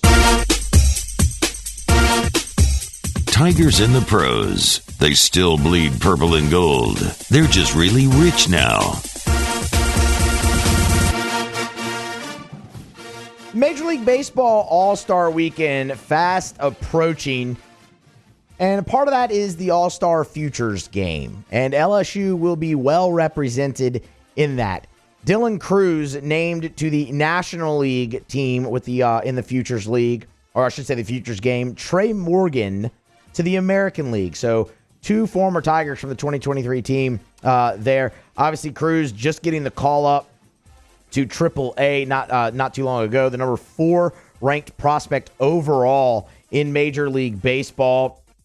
Has been on a tear since getting the call up to AAA as well, hitting just north of 280 so far as Dylan Cruz, Golden Spikes winner. We know all about that. Trey Morgan in the Rays organization was a 3rd-round pick, and he has been on an absolute tear so far to start his major, I shouldn't say his major league career, his professional career. Has Morgan hitting currently on this season 363. And that's in high A level. He will not be in high A much longer. He continues to hit that. So congratulations to both Dylan Cruz and Trey Morgan. They'll be part of the MLB All-Stars Future game. Speaking of Trey Morgan, last night in his ball game, 1 for 3 in the game with an RBI. Was DHing last night. Was Morgan. Dealt with a little bit of a nagging injury deal, but back in the lineup and in full healthy, ready to go. Jake Slaughter at AAA level, 1 for 3. Last night for the Tacoma Rainers. It was a home run, his 2nd home run of the season at the AAA level. Drove in 2 runs as well. It was an absolute shot from Slaughter all the way over the batter's eye in center field for Slaughter last night. And his team, they got the win. So congratulations to them, the Tacoma Rainers and Jake Slaughter. That's Tigers in the pros. Oh, sorry. I thought you were getting my attention. Never mind. She was signaling me 1 minute. I thought she was like, wait. Okay. All right. That's Tigers in the pros. This is after further review. About to hit our top of the hour break. Of course, Sports Center will get you caught up on the national headlines. And then when we come back, a lot of football here on today's show. There'll be more in the 3rd hour. But I want to kind of revisit that mock draft that we talked about earlier this hour. And again, in the same vein, not necessarily the mock draft itself, just kind of what it represents, but this time from an LSU perspective.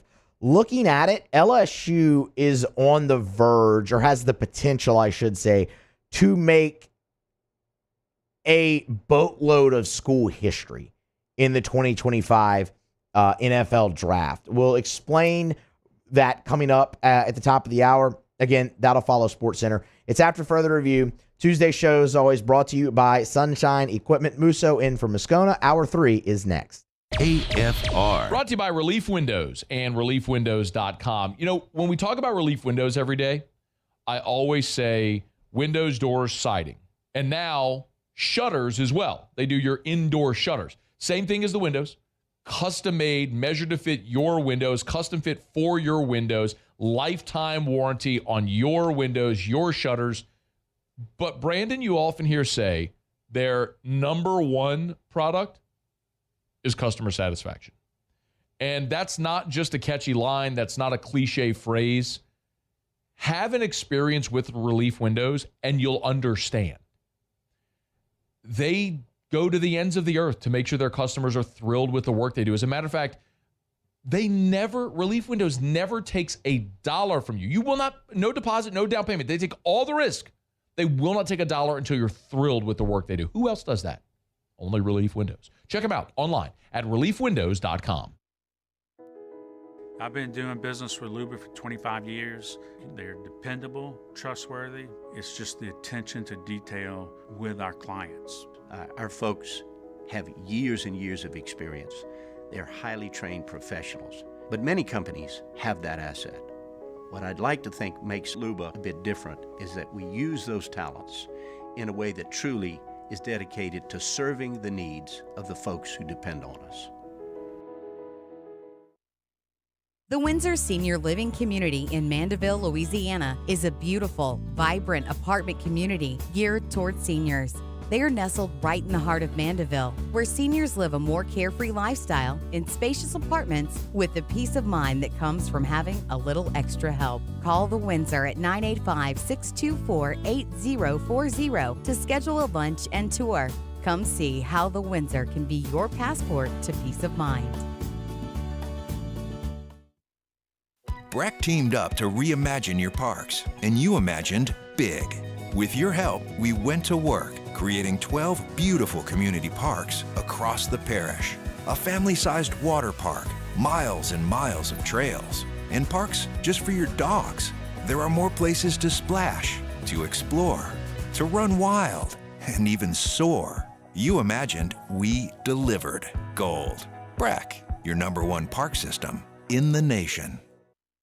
Electricity is all around us, and our families depend on it.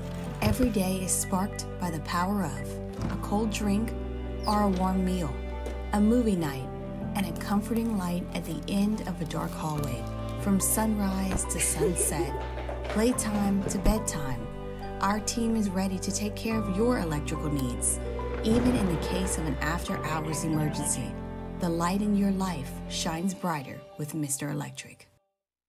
Hey, it's Matt Moscona. For years, you've heard me tell you about Insurance Network of Louisiana, helping you find better coverage for less money. But it's not just for your home and auto. They also offer commercial property. So, retail stores, professional offices like doctors, dentists, attorneys, clothing boutiques. Insurance Network of Louisiana can find you better coverage for less money. They service the entire state of Louisiana, and they're local. So call today at 293-0450 or lainsurance.net.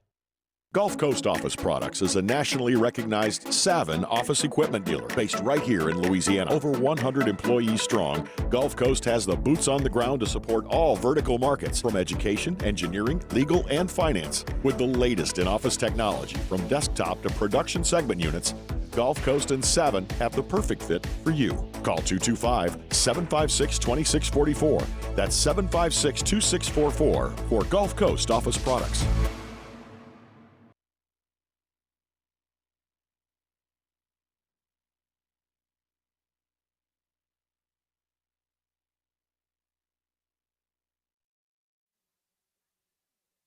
This is SportsCenter. I'm Christine Lisi. Utah State's informed football coach Blake Anderson it intends to fire him for actions taken in spring 2023, which violated his employment agreement and university policy.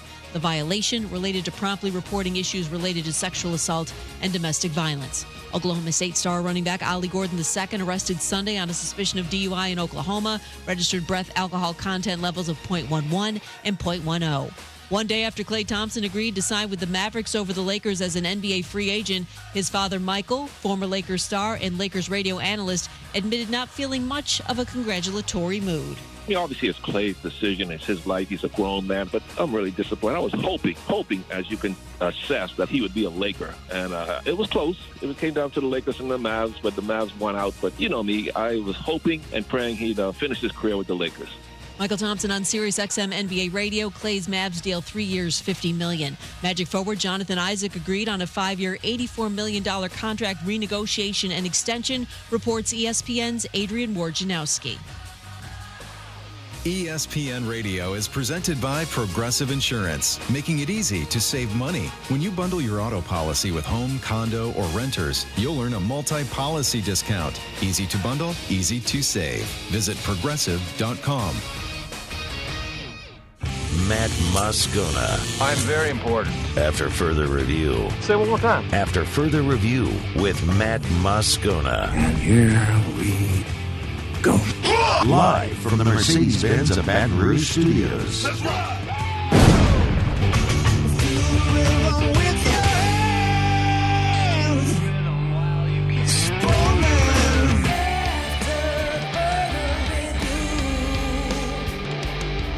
Hour number 3 of AFR off and running. Musso in for Moscona here on this Tuesday show presented by Sunshine Equipment, your hometown John Deere dealer in Louisiana. Alondra Villarreal, Cassie Spazzali, along for the ride, and glad you are here. One more hour to go after 2 in the books. Plenty of football to get to here as well. We got some odds out on where Michael Thomas might land, and the odds-on favorite might surprise you. We'll get to that at the bottom of the hour. Speaking of betting on things, Otter Locks, obviously here to wrap up the show. No Otter today, though. Max is actually going to fill in for Otter on Otter Locks, so we'll see what Max has for us there as well. We've talked plenty some LSU baseball, obviously, as well as today is the deadline for players to enter the transfer portal in spring sports. We'll reset a little bit of that as we go throughout the hour, see if there's anything new, anything newsworthy, not just from an LSU perspective, but around the SEC, definitely there in college baseball. And again, kind of give you our little reset that we led the show with for LSU. But I wanted to start hour number 3 here with some LSU football and kind of looking towards the future, because LSU has a chance to make some pretty impressive school history next spring in the NFL draft. Earlier in the show, we referenced a mock draft from Matt Miller over at ESPN. Way too early, 2025. I get it. It's summer. That's a year away.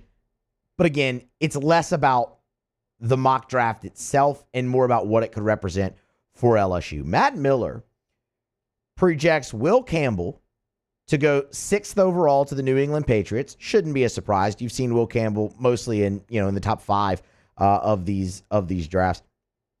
Projects Harold Perkins to go 12th overall to the Tampa Bay Buccaneers. Disgusting. And Emory Jones to go 15th overall to the Jacksonville Jaguars. That's 3 LSU Tigers in the first round. And that would be very, very, very significant. LSU in their history, in the history of the football program, they've been playing football for well over 150 years at LSU. LSU has had 3 or more players taken in the first round just 5 times. 1951, 2007, 2017, 2020, obviously, when they had 5. And last year, 2024. Or I should say this past draft. And that's where the significance comes in. If LSU is to have 3 first-rounders again in the 2025 draft, that will be the first time in program history that LSU has had 3 first-rounders in back-to-back drafts. LSU has only had 2 first-rounders in back-to-back drafts one time. That was in 2012 and 2013.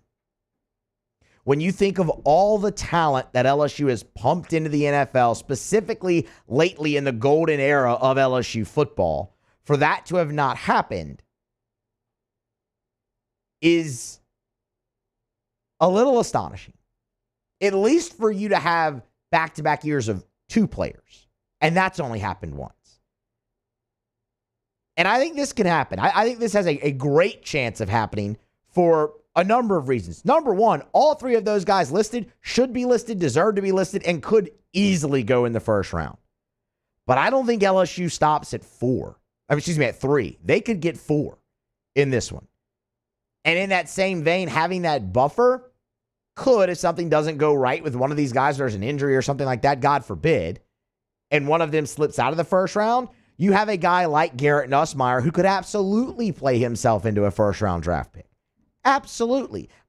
Look what Jaden Daniels just did, playing himself to the number 2 overall pick in the Heisman Trophy. I'm not saying Garrett Nussmeier is going to do that, but it's a softer quarterback class in 2025. If Nuss goes out there, balls out, is one of the top 3 or so top 4 quarterbacks in the SEC, which I don't think would surprise anybody, he could absolutely play himself into the back end of the first round.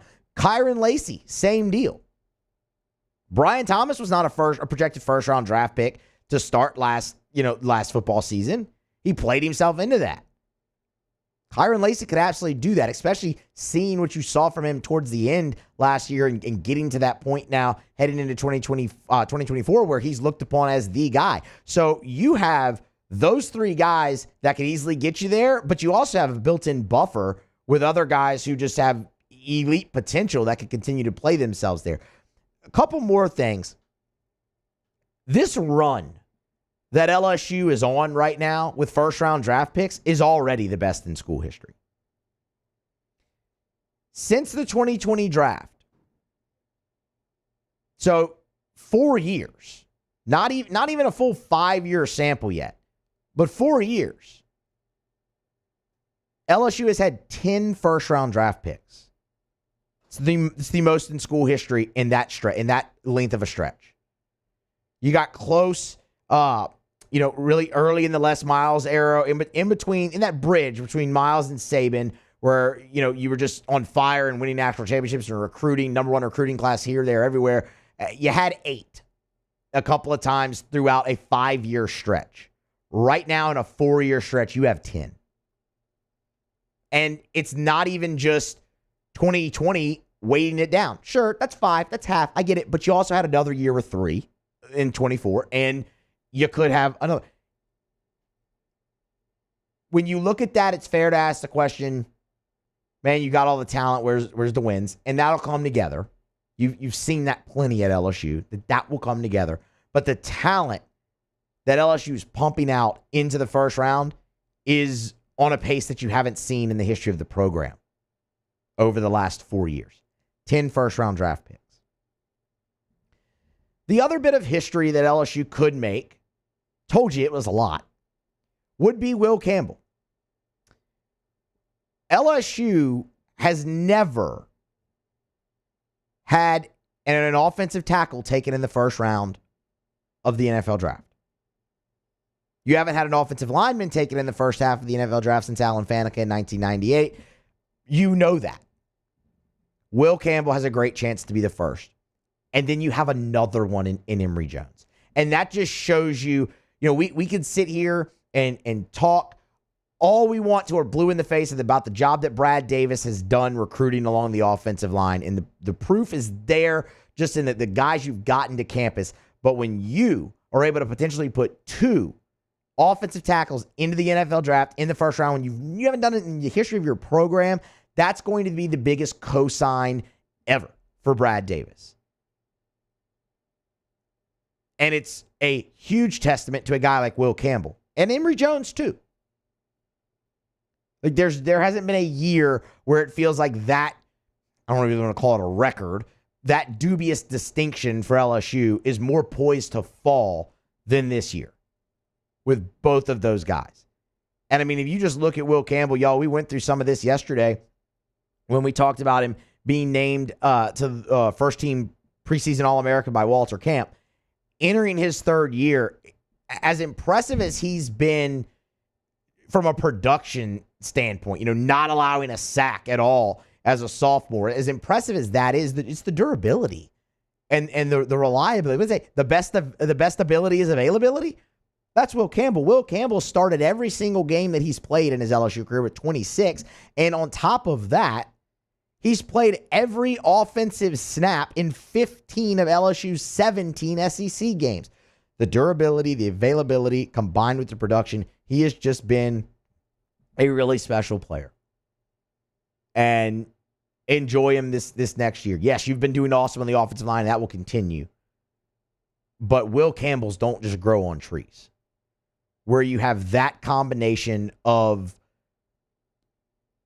ability and talent and production with the durability, especially at a position like offensive line. And Will Campbell has that. And that's why he's poised to make history for LSU heading into his junior year and into his draft year in 2025. All right. It's after further review.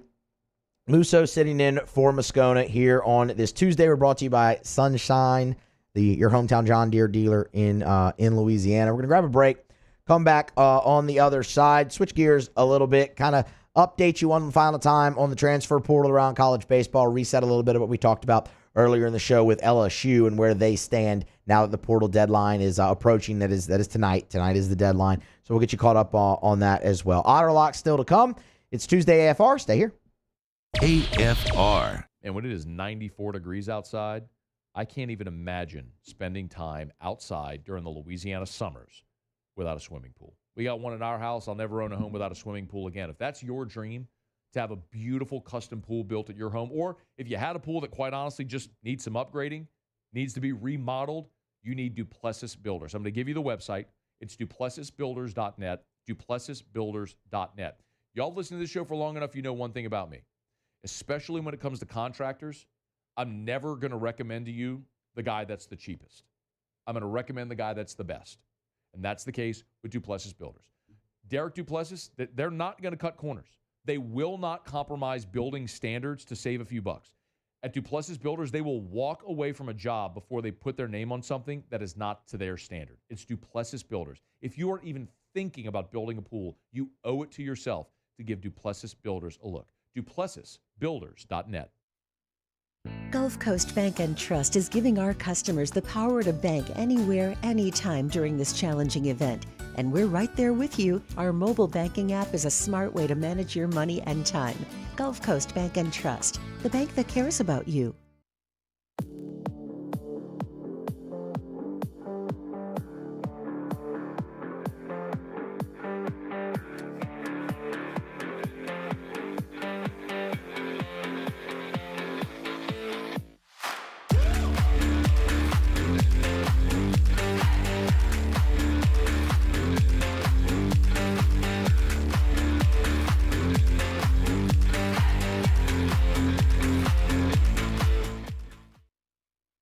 Jerry and Benny Payne began Central Plumbing Company out of their driveway in Tanglewood subdivision. 50 years later and 4 generations down the road, we continue to serve Baton Rouge and the surrounding areas for all of their plumbing needs. Residential, commercial, industrial, or hospitality, Central Plumbing is here 24/7, 365. We want to thank our customers, family, and friends for 50 years of success. And looking forward to 50 more. Farming is a way of life for us. It's not something we get up in the morning and dread going do. It's just something we go to bed at night looking forward to getting up to go do. John Deere equipment is what we as farmers strive to have. It's in your blood, it's in your veins. It's just a part of who you are. Green is what we want to be in. The other tractors were acquired to patch it up to get to where you want to be. Where we want to be is in John Deere. Flip the switch and learn more about what it means to be powered by Sunshine at sunequip.com. I've been doing business with Luba for 25 years. They're dependable, trustworthy. It's just the attention to detail with our clients. Our folks have years and years of experience. They're highly trained professionals, but many companies have that asset. What I'd like to think makes Luba a bit different is that we use those talents in a way that truly is dedicated to serving the needs of the folks who depend on us. Breck teamed up to reimagine your parks, and you imagined big. With your help, we went to work, creating 12 beautiful community parks across the parish. A family-sized water park, miles and miles of trails, And parks just for your dogs. There are more places to splash, to explore, to run wild, and even soar. You imagined, we delivered. Gold. Breck, your #1 park system in the nation. At Relief Windows, we're more than windows. We're windows, doors, hardy plank, and vinyl siding. But our #1 product is always customer satisfaction.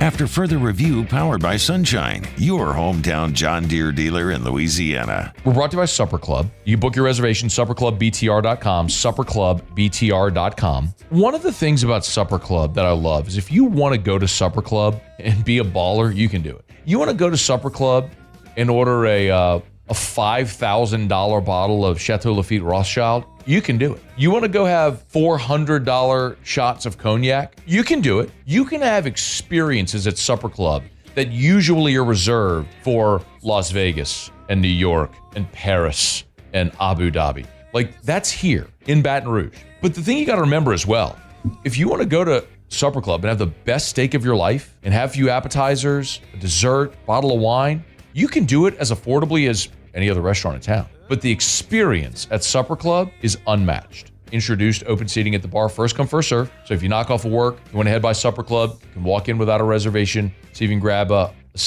bar stool or a table by the bar as well. Have a great dinner, maybe cocktail, close some business. Book your reservation, supperclubbtr.com, supperclubbtr.com.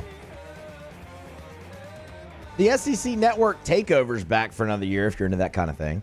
And Wednesday is LSU's day, July the 3rd. SEC Network takeover, I always enjoy it. That's the reason I pass it along. It's just where they allow one school to kind of take over the network for their day, and they just play nothing but, moments from the last year of that school. In the past, they used to not just limit it to a year. I guess that was maybe really early on in the network. But, I mean, 'cause I can remember LSU playing or the SEC playing like classic LSU games and moments during the takeover before. But it's a really good lineup for LSU. Some really awesome moments. And it's a cool way to look back kind of at the last year. And look, when you're talking about athletics just as a whole, looking back at years, like the last few years for LSU, they've been really fun years to relive. I mean, there's been a lot of trophies hoisted throughout, and this is going to be no different. I mean, it'll kick off at 11 p.m. Central tonight, midnight Eastern, July 3rd, with Texas A&M and LSU in football, with LSU's game against A&M in football to close out the regular season. Jaden Daniels' last game in Tiger Stadium. That's really cool. Obviously, the gymnastics national championship is in there Wednesday night. Relive the first, history program championship in program history there. Jaden Daniels' stellar game against Florida is the finale for the LSU takeover. It's at 8:30 tomorrow night as well. If you wanted to watch that, when Daniels you know what he did. He went off, had the best offensive day in the history of college football against Florida. Really punctuated his Heisman Trophy run. I mean, that was when that's Daniels' Heisman moment. Yeah, I mean, is that Florida game? So rewatch that. There's a few baseball games in there. Game 1 against A&M, game 1 against Florida. The basketball game against Kentucky with Tyrell Ward and the buzzer beater is in there. So SEC Network takeover LSU day tomorrow, but get started 11 p.m. Central tonight with Jaden Daniels' last game in Tiger Stadium. Again, if you're into that kind of thing. If you want to relive all the glory from LSU really this past year in athletics, you can do that on the SEC Network.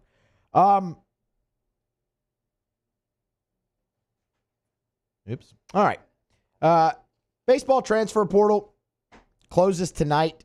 It is the deadline. Again, always the important caveat. Deadline to enter. You can still recruit and sign guys anytime you want out of the transfer portal. Start the show, we kind of went through it from an LSU perspective with numbers for the current roster or heading into 2025. I guess I should say not necessarily so much. I mean, we talked about Thatcher Hurd entering the portal, but it's just not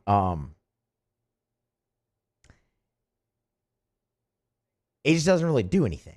You weren't expecting to have Thatcher Hurd back in general. He was going to go pro, and I still believe he's going to go pro. This is just the backup plan. It's the failsafe. Not only did Thatcher Hurd enter the the transfer portal, he entered with a no contact tag, a do not contact tag, which normally when you see that, it's guys knowing the destination that they kind of already want to go. It could be that for Thatcher Hurd, obviously, but it also could just be a case of, hey, I'm not actually looking right now. This is just in case the draft doesn't work out. Everyone expects him to still go pro. You were expecting to lose him, so that's why it was like, it's just not that big of a deal. You more take the time to reflect on the legacy that Thatcher Hurd left at LSU, specifically in the postseason, and it is a great one. But when you look at LSU in the portal this year, I think you can get caught up in the 13 guys that left. And this isn't a whole, oh yeah, you lost 13 guys, but what did you lose? Like, you didn't lose contributors or anything like that. That's not where I take this. I take it and go, okay, you lost 13 guys. That's a lot of turnover. Where does it leave your current construction, your current numbers, if you're Jay Johnson and LSU heading into 2025? And we kind of went through it earlier, but we can go through it again here briefly just to kind of reset it, because people are in and out, obviously. And look, maybe you're driving home from work right now and you didn't hear the open of the show. So right off the top there, 13 guys entered the transfer portal, obviously, for LSU. We don't need to run through all of them, but Thatcher Hurd was the latest. You had 40 guys on the team. You were stuck at that 40 limit, the roster limit of 40 last year in 2024. You are again for 2025. So that's your target, is 40. Not necessarily your target. You can't go over that, right? I think this is the last year for that, but I'm not entirely positive. So you take away 13. Then you had 7 guys who were out of eligibility. Bendepolt, Milazzo, Travinsky, Bingham, Ack, Little, Helmers. Those guys out of eligibility. And then you had all your draftable guys. And I took all the draftable guys and kind of threw them into one pile. I get it. Not everybody's Tommy White, Luke Holman, Gage Jump, who are just, they're gone. Like, they're not coming, they're gone. You have guys who have decisions to make, like a Michael Braswell, like a Griffin Herring, like Jared Jones. But for the sake of this exercise, threw them all into the same boat. So that's 7 more. And you had others, but they've since entered the portal and things of that nature. Right there, 13 portal, 7 out of eligibility, 7 draft. That's 27 that you could. Like, that's the max there that you could lose. That leaves you with 13. And I get it. That's not a great feeling. You don't feel great about that. But here's why that's deceiving, and you should. Because for what you've lost, you're bringing in plenty. LSU has 8 guys incoming out of the transfer portal. If you were to add those 8, that immediately takes you up to 21. You're more than halfway there. Now, the caveat is Luis Hernandez, Luke Hayden, Chris Stanfield, those guys out of the portal, they're draft eligible. So what I would do is I would take those guys and put them with the draftable guys and leave you with 5 out of the portal that is coming. So that would take you from 13 to 18, which still doesn't feel great. But you're not done. That's when you turn to LSU signing class. Out of the high school ranks, LSU has a 17-player signing class for 2025. Yes, you're going to lose guys out of that. And you know who they are. For the sake of this experiment, for the sake of this exercise, you take the 4 that have been projected mid to late first, early second round in all the mocks that we've been looking at. You know the names: Connor Griffin, Cam Caminetti, William Schmidt, Boston Bateman, all those guys. That still leaves you with 13 that you'd feel pretty good about. And there's a lot of talent in that 13 as well.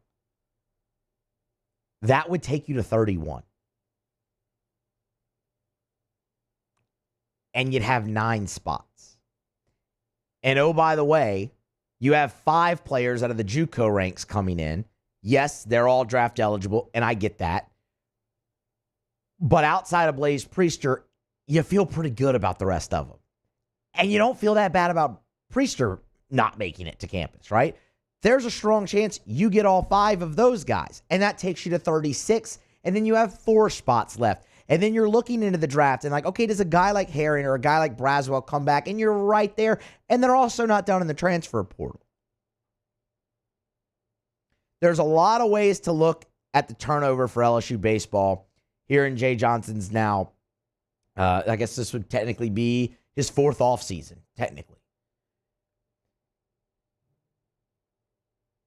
You could look at it and go, man, 13 guys in the portal, 7 out of eligibility, 27 guys off of last year's team. Ugh. Or you could look at it and say, 27 guys off of last year's team. Potentially. That's a lot. It's the most turnover you've seen in the Jay Johnson era. But they were prepared for it. Look at the work they've done to not be caught in a precarious position with that. Having that deep, talented, and large signing class coming in out of high school. Knowing you're going to lose the top of it, likely. But having a guy like Derek Curiel, who's the 10th ranked player in the country per perfect game and the 4th ranked player in LSU's class, having that guy potentially showing up. Cade Aaron Beatty, who was projected a first round pick, having that guy potentially show up. The depth that they have in this class to just add in, and some of those guys can be day one starters and fill roles for you. And then in the transfer portal, the conversation that we've had both here on AFR and on Moose with the Boxes, they're not just taking guys to take a guy. They're taking guys at a position of need. And if you look at it that way, you see that, okay, even with the 13 guys into the portal or even with the potential 27 off of last year's team that won't be back, potentially, once again, potentially, they've done the work both in the immediacy and previously to build up to this spot to be ready for it. That's where I would have them right now, just with rough math and the MLB draft still, in the foreground. You're heading right to it. That's the next hurdle in the college baseball offseason. And just with the rough math, you have 9 spots open after potentially losing 27 guys out of 40. That's a good spot to be in. That's as good of a spot to be in as you could hope for if you're Jay Johnson and LSU. And the odds are it's going to get better because the odds are you're not going to lose 27 guys off of last year's team. The odds are some of those guys are going to come back in the draft. It happens every year. We'll keep you posted, obviously, as it does, as they will. They'll head into another MLB draft cycle and after that another summer and fall of baseball before opening the season back up in February. All right, let's grab a break. We'll come back on the other side. It's Tuesday edition of AFR, presented by Sunshine, your hometown John Deere dealer in Louisiana. Musso in for Moscona. More on the other side next. AFR. Brought to you by Glow Resources. If you are a business owner, if you're an HR manager, a VP, an ops manager, if you're the person in charge of hiring at your job, at your place of business, and you're having trouble finding the right people, you need Glow Resources. And I want to remind you, Glow Resources, they're exceptional when it comes to skilled blue-collar workers and also white-collar divisions. Remember, Glow Resources has a full professional placement division. So we're talking about office administrators, executive-level assistants, assistant controllers, plant managers, scheduling assistants, basically any type of office job. Accounting, HR, marketing, managerial, supervisor roles. If you're having trouble finding those people and sometimes hard to fill roles, Glow Resources specialize. They recruit nationwide. For example, they had a Baton Rouge company that was looking for an engineer. They found the employee in Florida to work the job in California. It's Glow Resources. Check them out online today. GLO, glowresources.com. There it is, the extra mile. On the border of expected and extraordinary for those willing to go further. Like vans customized for work or play. With safety and tech to keep you connected. Supported by a 5-star sales, service, and finance team. And backed by the 1-star you know. So go the extra mile. It's never crowded because so few have what it takes to go there. Mercedes-Benz Vans.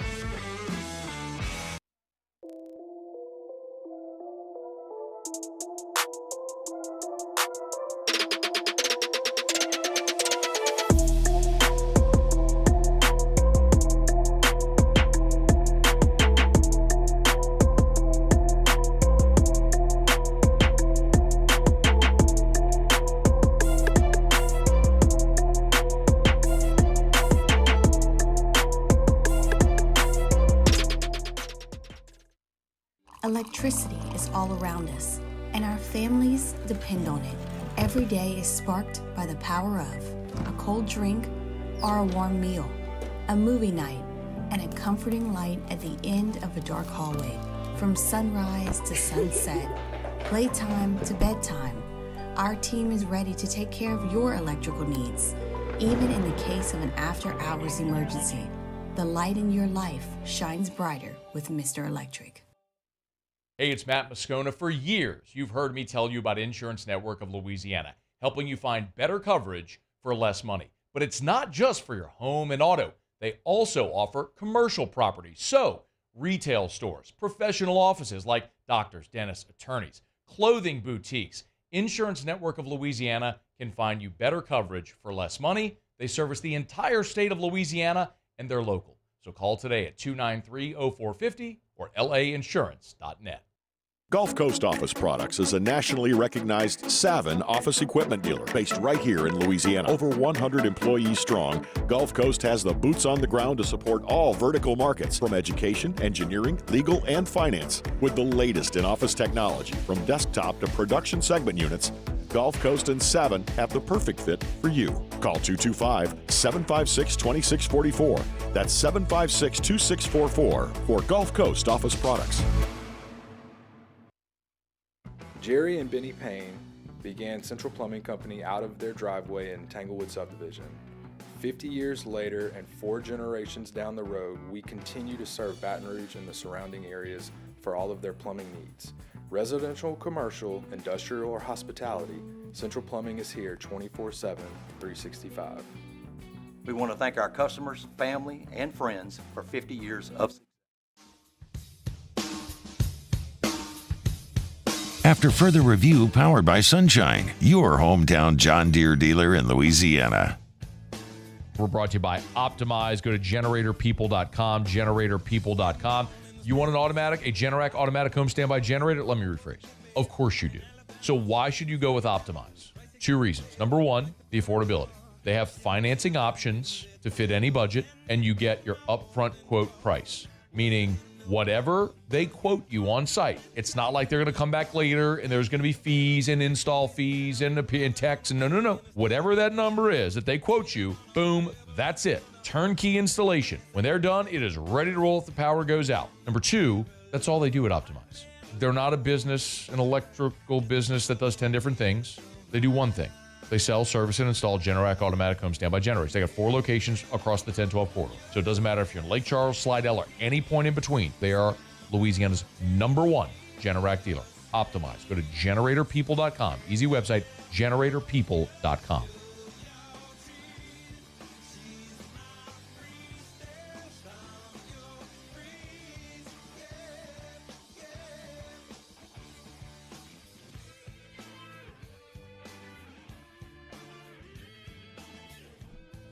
Back here after further review on a Tuesday. Musso in for Moscona. Going back Monday, and we're out, obviously, Thursday and Friday for the 4th of July. So, long weekend for us here at Guarantee. Hope everybody has a long weekend this weekend, man. It's one of the great pleasures there is a 4-day weekend.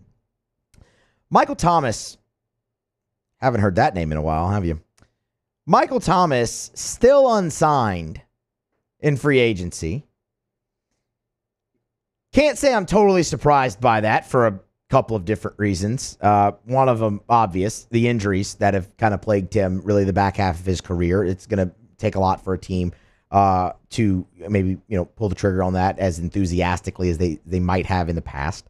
And I mean, the other part of it is the way it ended with the Saints. I mean, that exit was public and hideous. Like that has to factor in for some of these teams looking to him like, okay, well, wait a minute, man. Like, you were apparently the model of just, locker room guy, everything early in your career there. And then there's the fight with C.J. Gardner-Johnson and calling out the quarterback publicly while you're injured on the sideline. And just the way all of that ended, we don't need to going after the media.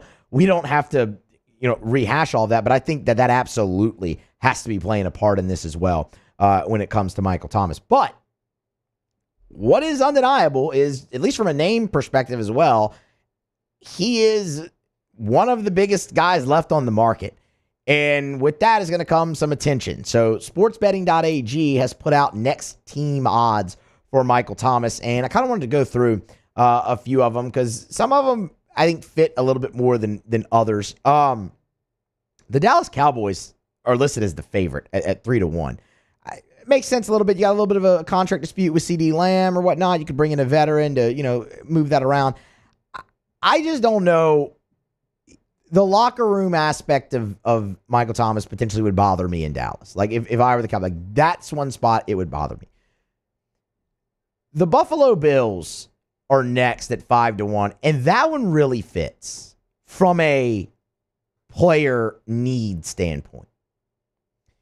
Yesterday on the show, we were talking about CBS Sports had put out this list or whatnot of teams, likely to exceed expectations, teams likely to fall short of expectations. And the Buffalo Bills were listed in the fall short. And we talked a little bit about that. And a lot of it has to do, obviously, with the turnover at receiver. No more Stephon Diggs, no Gabe Davis. Yes, you go get Keon Coleman. You get Marquez Valdez-Scantling, good speedster. You do that, but it's like, okay, is that really a better crop than you had with Diggs and Gabe Davis and that group? I mean, I certainly think Keon Coleman can be very, very good. And his personality is just completely off the charts. I still want a camera in that guy's face 24/7. But Michael Thomas, being a veteran player, would fit there. Again, what you bring up is the locker room side of it, which I will continue to say, that just has to be weighing in on this. But the Bills, from a fit standpoint, out of Cowboys, Bills, the Ravens were next, the Broncos, makes sense, right? Sean Payton, I mean, obviously. Quite honestly, that is really the big surprise here, is that Michael Thomas just hasn't ended up in Denver like everyone else who's ever had anything to do with the New Orleans Saints. But there's also the familiarity there, and maybe Sean's like, locker room, whatever, and injuries, and he knows the player. But it makes sense that they're there. Jaguars, okay. Chiefs, sure. They need weapons for Patrick Mahomes. I say that tongue just firmly planted in cheek. That was the worst receiving core that they've had in his time there, and they still won a Super Bowl. Don't care. Out of that group, where it's the top guys, like the best bets as it's labeled, the Bills make the most sense to me for everything that we just went through with the turnover that they've had at the receiving position. In the next tier, you find a couple NFC South teams. The Falcons at 14-1, tied with the Lions at 14-1. Atlanta, that's an interesting one, just because I like the offensive weapons that the Falcons already possess. I don't really think they need much more there. I think what they needed is a better understanding of how to use the weapons that they have. I mean, why does Kyle Pitts never get the ball? And I get it. There's some health in there too, but why does Kyle Pitts never get the ball? Why does Bijan Robinson never get the ball? You keep going. So, that would be really interesting there. The Jets are the team in this that intrigue me most, because the Jets could use a veteran wide receiver out of this. I mean, look, Garrett Wilson obviously has been great and came into the league with Chris Olave and out of Ohio State. But the Jets could use a veteran presence there, and with a veteran quarterback, that could be enticing. Yet they're at 25-1. But that's the team that's really intriguing to me there, as are the Cleveland Browns. Just because, again, you're looking for some weapons maybe for Deshaun Watson, but the big issue with the Browns offense is, can Deshaun Watson stay healthy? And then you have the long shots. The Commanders at 75-1 have the longest odds, and then the Bears, Packers, Rams, Vikings, Steelers, Titans, Eagles, all at 40-1, and Texans, Colts, Raiders, Pats, Giants, Seahawks, Bucks, 50-1. And it stands to reason none of those teams really need wideouts. At least maybe not veteran wideout. I will go back to the Bills and the Jets for that, and say that, I mean, if I were teams and I was looking at the free agent market at Michael Thomas, it would be those teams. They're in most need of veteran. I guess with the Ravens case, you'd maybe be replacing Odell, I guess there, who's off to Miami now. But look, we'll see. It's I don't think baffling's the right word because of how we started this. Like, man, you know the injury history, you know how it ended in New Orleans, and it's just like, ugh, that's ugly with Michael Thomas. But it's one of those things that it's, you know what it is?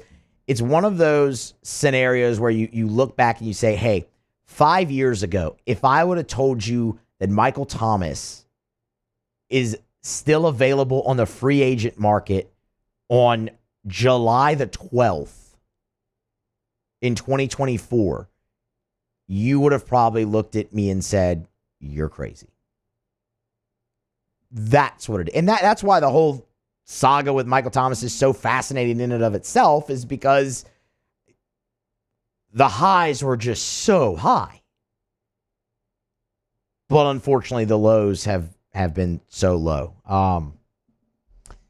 But that's the way I would. Yeah, it's one of those, like, if I told you back then that you'd never believe me. But here you are. So there you go. Sportsbetting.ag with their next team odds for Michael Thomas. Cowboys the favorite at 3-1, Bills at 5-1, Ravens at 6-1, Broncos at 8-1, Jaguars, Chiefs at 10-1. Those are your favorites. All right. Hour number 3 of AFR continues to roll along here on a Tuesday edition. Brought to you by Sunshine, your hometown John Deere dealer in Louisiana. We're going to grab a break, come back on the other side, wrap up the show with Otter Locks. No Otter today. Otter's heading out of town, but Max is going to fill in. Max has been, I know for sure he's hosting live at lunch tomorrow as well, but he's been kind of taking Jimmy's spot. So Otter was telling me that, and I said, well, hell, does Max want to come on and take the spot for Otter Locks? He said he sure can. So I reached out to Max. Max will come give us some plays to close out AFR with Otter Locks next. Stay here. AFR. Hey, Gordon, and get it done. Gordon McKernan Injury Attorneys. You've been injured in an accident. It's not your fault. Do what injured people in our state have done for more than 30 years. Call Gordon McKernan Injury Attorneys. Just dial the 8s. It was funny. Your last hour, we had Pat McAvoy here from Rocco's, the Jello Shot Challenge. Of course, last year, Gordon went super viral when he bought 8,888 Jello shots. Of course, if you're calling Gordon, you're calling the 8s. 888-8888, 888-8888. You can always go to getgordon.com.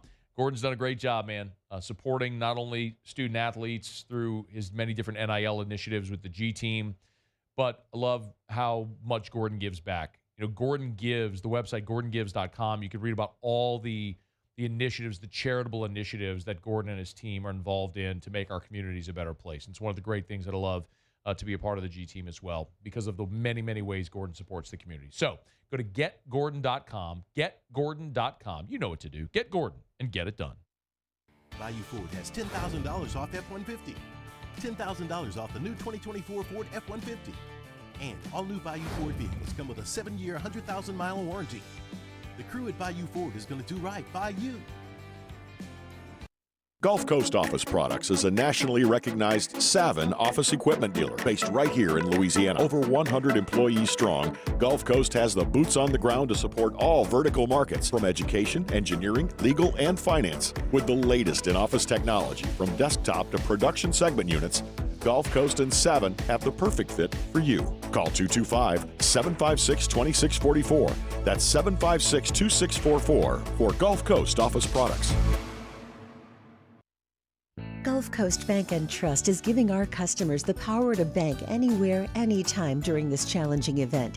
And we're right there with you. Our mobile banking app is a smart way to manage your money and time. Gulf Coast Bank and Trust, the bank that cares about you. At Relief Windows, we're more than windows. We're windows, doors, hardy plank, and vinyl siding. But our number one product is always customer satisfaction. Visit us online at reliefwindows.com.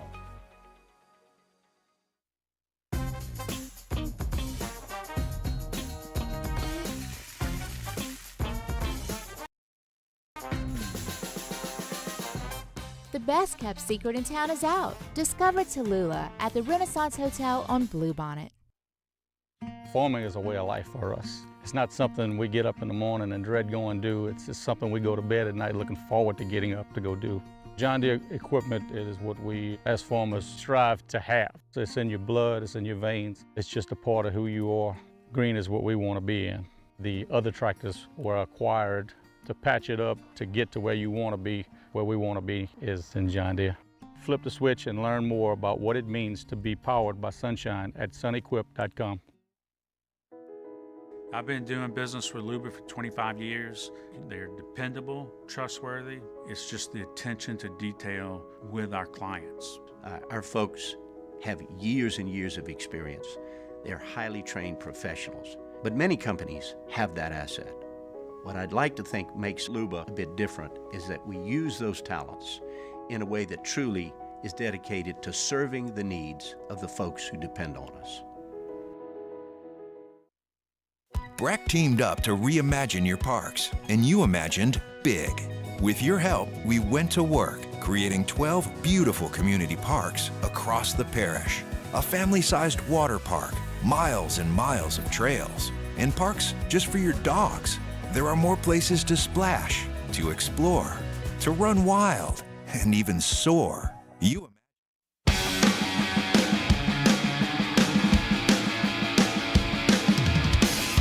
After further review, powered by Sunshine, your hometown John Deere dealer in Louisiana.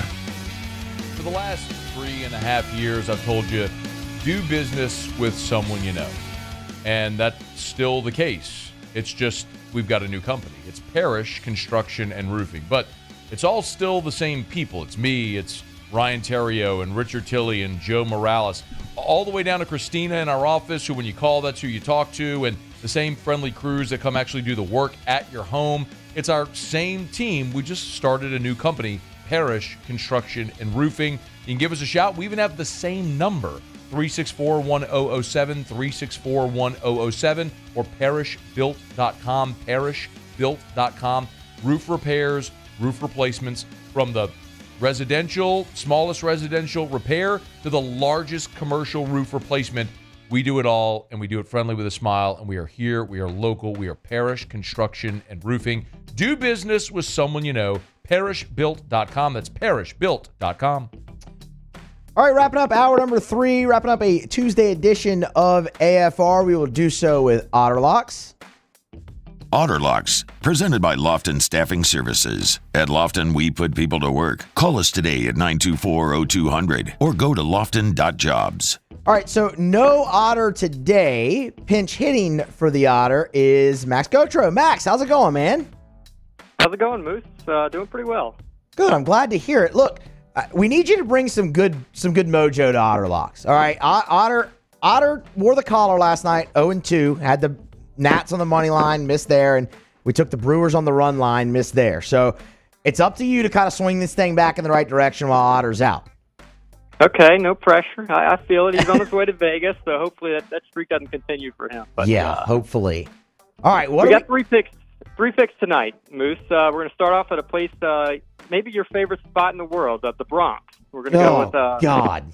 Yeah, exactly. We're not going to take the Yankees, but we are going to take a high-scoring game tonight. Reds Yankees over 8.5. I think we're getting about -110 over at DraftKings. Graham Ashcraft on the mound. He has a very dangerously high hard hit percentage, and this is not a lineup you want to be going up against if you're in that case. Lewis Heel has been struggling in his last couple starts. 5 earned runs in his last start against the Mets, and he got roughed up, taken out in the second inning against the Orioles a few weeks back. So Wyatt Langford's closed the gap in AL Rookie of the Year odds. Heel looking to hold him off, but I think the Yankees are going to keep this one a high-scoring game. They've actually gone over in their last 10 of 11 games, so I like the Yankees and Reds to go over tonight. All right, Yankees, Reds over 8.5, coming back minus $1.10 over at DraftKings. All right, my second pick, I'm actually going to follow what Jimmy did last night. I know it didn't come through for him, but I'm going to take the Brewers run line. You're getting about plus 120, I think, Moose, against the Rockies. Yep, plus 120. Yeah, you're looking at a 100-degree start for the game tonight against Coors Field, which always plays pretty hitter-friendly with the thin air. Now you add in the heat to this, and it's going to play like a pretty small ballpark. Ryan Feltner on the bump for the Rockies. He's also very vulnerable. He's given up over 5 runs over his last 5 starts on average, so he's a bit vulnerable against the Brewers. And then Dallas Keuchel made his season debut last week against the Rangers. 4 innings, 5 runs, but I think he'll settle in now that he's got 1 start under his wing. So I think the Brew Crew avenged last night's walk-off loss. It crushed Jimmy, but hopefully it doesn't do it to me tonight. Yeah, I've been calling Adam Wainwright the ageless wonder for 4 or 5 years now. I might have to start applying that tag to Dallas Keuchel as well. I don't know how he's still around. I don't either, man. But he's still kicking. All right, so we have Brewers minus the 1.5 on the run line plus $1.20. What's next, Max? Final pick of the night, I'm going to go to Copa America. All of our dreams were crushed last night. We were hoping the U.S. could maybe pull off the upsets against Uruguay, but it was not to be. So we're going to try to keep it going in Copa America, get our vibes going again. I'm going to take Brazil minus 105 tonight. This is a 3-way bet, so they've got to win in 90 minutes, but it's only going 90 minutes anyway. It's 8 o'clock start tonight against Colombia. Colombia is red hot right now. They've won. They've actually been unbeaten in 25 straight matches. So they're vibing really well. Back in November, they had a friendly against Brazil. They won 2-1. But there's a lot of ramifications on tonight's match. Brazil needs to win the group. If they win the group, they'll get Panama, which is a pretty weak opponent. That's the one that the U.S. lost to in their second game with the red card.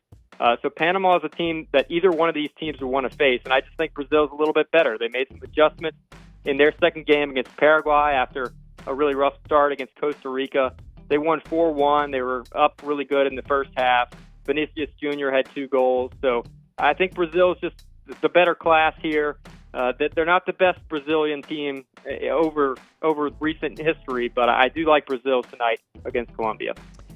Will they have a better camera angle on television for Copa America tonight? I think that's a question that everybody would like to. We got odds on that because that was the view from the blimp last night.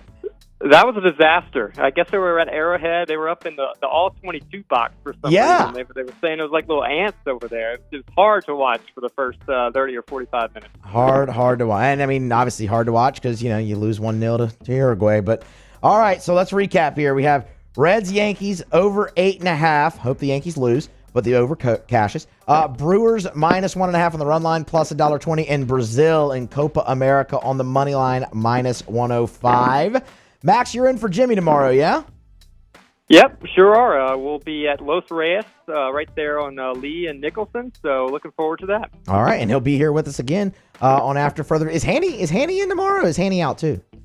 He's out as well. They're all taking off. It's apparently Independence Day Eve tomorrow. It feels like a Thursday today. So it does. It does feel like a Thursday. A 4-day weekend, man. That's what a lot of people are looking forward to. All right, Max, we appreciate the time. Good luck tonight. All right, Moose, thanks. Absolutely. Again, Max Gotro, he'll be on Live at Lunch. Catch him tomorrow. Told you to be at Los Reyes if you want to get by and see him as well. Live at Lunch, of course, 11 to 1 here in Baton Rouge, 104.5 ESPN. Gave you the Reds, Yankees over, Brewers on the run line, and Brazil money line Copa America. You look like you had something to say, Alondra. You grabbed the mic. No, I was getting ready just in case you did like the what we learned thing. I don't know if we still do that? Every now and then, normally, but I kind of screw it up a lot because Matt will just kind of spring it on me. Yeah, and I'll be like, oh. So I always have one prepared just in case. Well, Alondra, what'd you learn? No, I didn't today. You can't say that then. Yesterday I did. No, what was it? You can't say I always have one prepared and then go, oh, but not today. Well, yeah, because, I don't know, you kind of finished that faster than I thought you were. Like, I thought you were going to keep going, so. But let me see. What did I learn today? What did you learn today? I learned that I thought, like, whenever you said the teams that Michael Thomas or whatever, the Dallas Cowboys was the first one that came to my mind. So I learned that I'm on the same level as NFL writers in terms of smartness. We'll see where Michael Thomas ends up. That's going to wrap it up for After Further Review here on a Thursday. Alondra, thank you for pulling double duty. Cassie, thank you for pulling double duty. We'll be back tomorrow to wrap up the week here on AFR, so join us then. AFR. Brought to you by Evermore, all natural, great tasting water. When you uncap a bottle of Evermore, that's the first time the product touches air. It's incredible. It's a natural well. It's natural artesian water. It's a well. It's on the North Shore. I went to their bottling facility. When you pull up on the left, you'll see the well is right there. They've drilled deep into the earth. They pipe it out right into their filters and their filtration system. Nothing is added. Nothing is extracted. It is completely pure from the earth water. So if you want a healthier option, if you want a healthier lifestyle, something healthier for your children, maybe you're an athlete that wants a superior form of hydration, Evamor, EVAMOR. If you notice, go to their website, you'll see Dak Prescott is one of their chief spokespeople. I mean, starting NFL quarterback is vouching for it. Check it out at great local retailers or order on their website at EVAMOR.com, Evamor.com, Evamor.com.